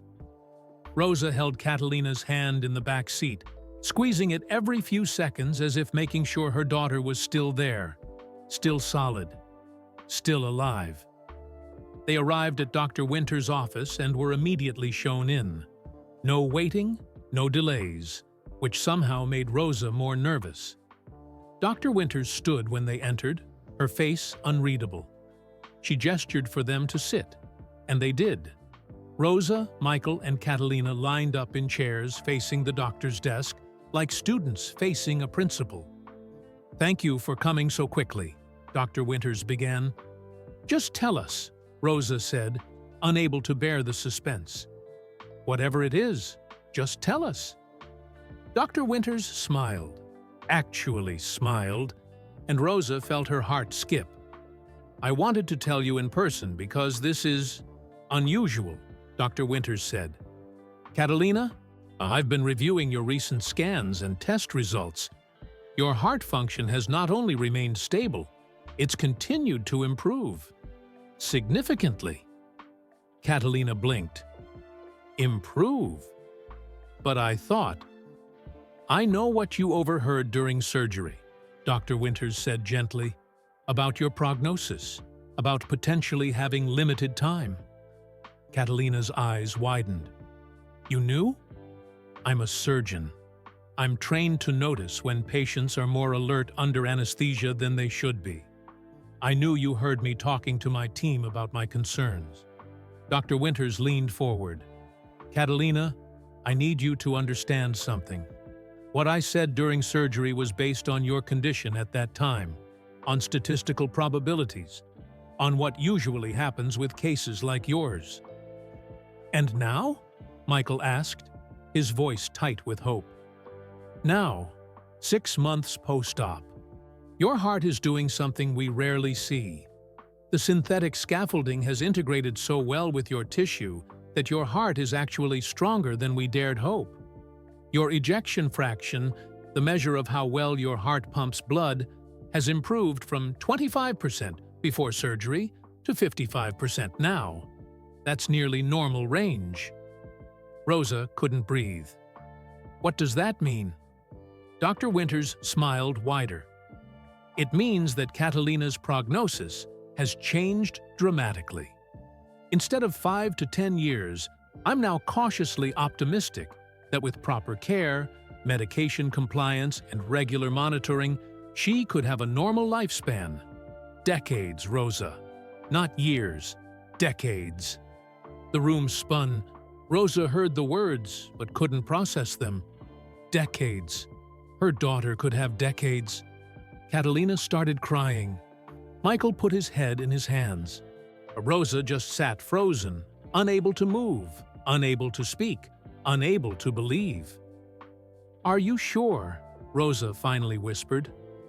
Medicine is never 100% certain, Dr. Winters said. But yes, I'm sure enough to give you real hope. Catalina's body accepted the repair better than any case I've ever seen. She's what we call a miracle responder. Someone who defies the odds, who heals beyond expectations. She's going to live, Rosa. She's going to have a full life. Rosa stood up abruptly, walked to the window, and sobbed. Not quiet tears, but full-body sobs that shook her entire frame. Michael went to her, putting his arms around her, crying with her. Catalina sat in her chair, tears streaming down her face, looking at Dr. Winters with wonder. I'm going to live, she whispered. Really live. Not just for a few years, but for a lifetime. Yes, Dr. Winters confirmed. You're going to live. You're going to become a nurse. You're going to help countless patients. You're going to have a full, beautiful life. Your father's promise is being kept in ways even he couldn't have imagined. They stayed in Dr. Winters' office for another hour, asking questions, getting details, trying to absorb this impossible news. When they finally left, they walked out of the building in a daze. In the parking lot, the three of them stood together, holding each other, crying and laughing at the same time. Decades, Rosa kept repeating. Decades. You're going to have decades. We're going to have decades together, Catalina corrected. You, me, and Michael. We're family, and we're going to have so much time. Michael pulled back and looked at both of them, his face transformed by joy. Do you understand what this means? Catalina, you're going to help hundreds of kids as a nurse. Rosa, you're going to help hundreds of families through the foundation. The ripple effect of what started in that hotel hallway 6 months ago, it's going to touch thousands of lives. It already has, Rosa said softly. It already has. They drove back to Chicago in a state of euphoria. Plans poured out. Catalina's nursing school, the foundation's expansion, trips they wanted to take together, dreams that suddenly had time to become reality. When they got back to the apartment, Rosa called everyone she knew, her co-workers from the hotel, the nurses who'd cared for Catalina, the families the foundation had helped. She wanted to share this joy, this miracle, this proof that sometimes the impossible becomes possible. That evening, they had an impromptu celebration. Michael ordered enough food for 20 people. Neighbors came over. The small apartment filled with laughter and music and joy. Rosa stood in the middle of her living room, watching Catalina dance, actually dance, with one of the neighbors' children. Watching Michael laugh with genuine happiness as he told stories. Watching her community celebrate this miracle with them. And she thought about that night 6 months ago, crying in a hotel hallway, holding a denial letter, preparing to lose everything. She thought about Michael hearing her tears and choosing to stop, to care, to help. She thought about everything that had happened since, the surgery, the recovery, the foundation, the 50 families helped, the friendship that had become family. What she thought about Eduardo's promise finally fulfilled, about her daughter living, thriving, preparing for a full lifetime of helping others. And she understood, finally, what the true miracle was. It wasn't just that Catalina survived. It wasn't just that Michael had money to pay for surgery. It wasn't just that Dr. Winters was skilled enough to perform the operation. The true miracle was connection. Human beings choosing to see each other's pain and respond with love. People from completely different worlds becoming family. Tragedy transforming into purpose. Grief becoming a force for healing.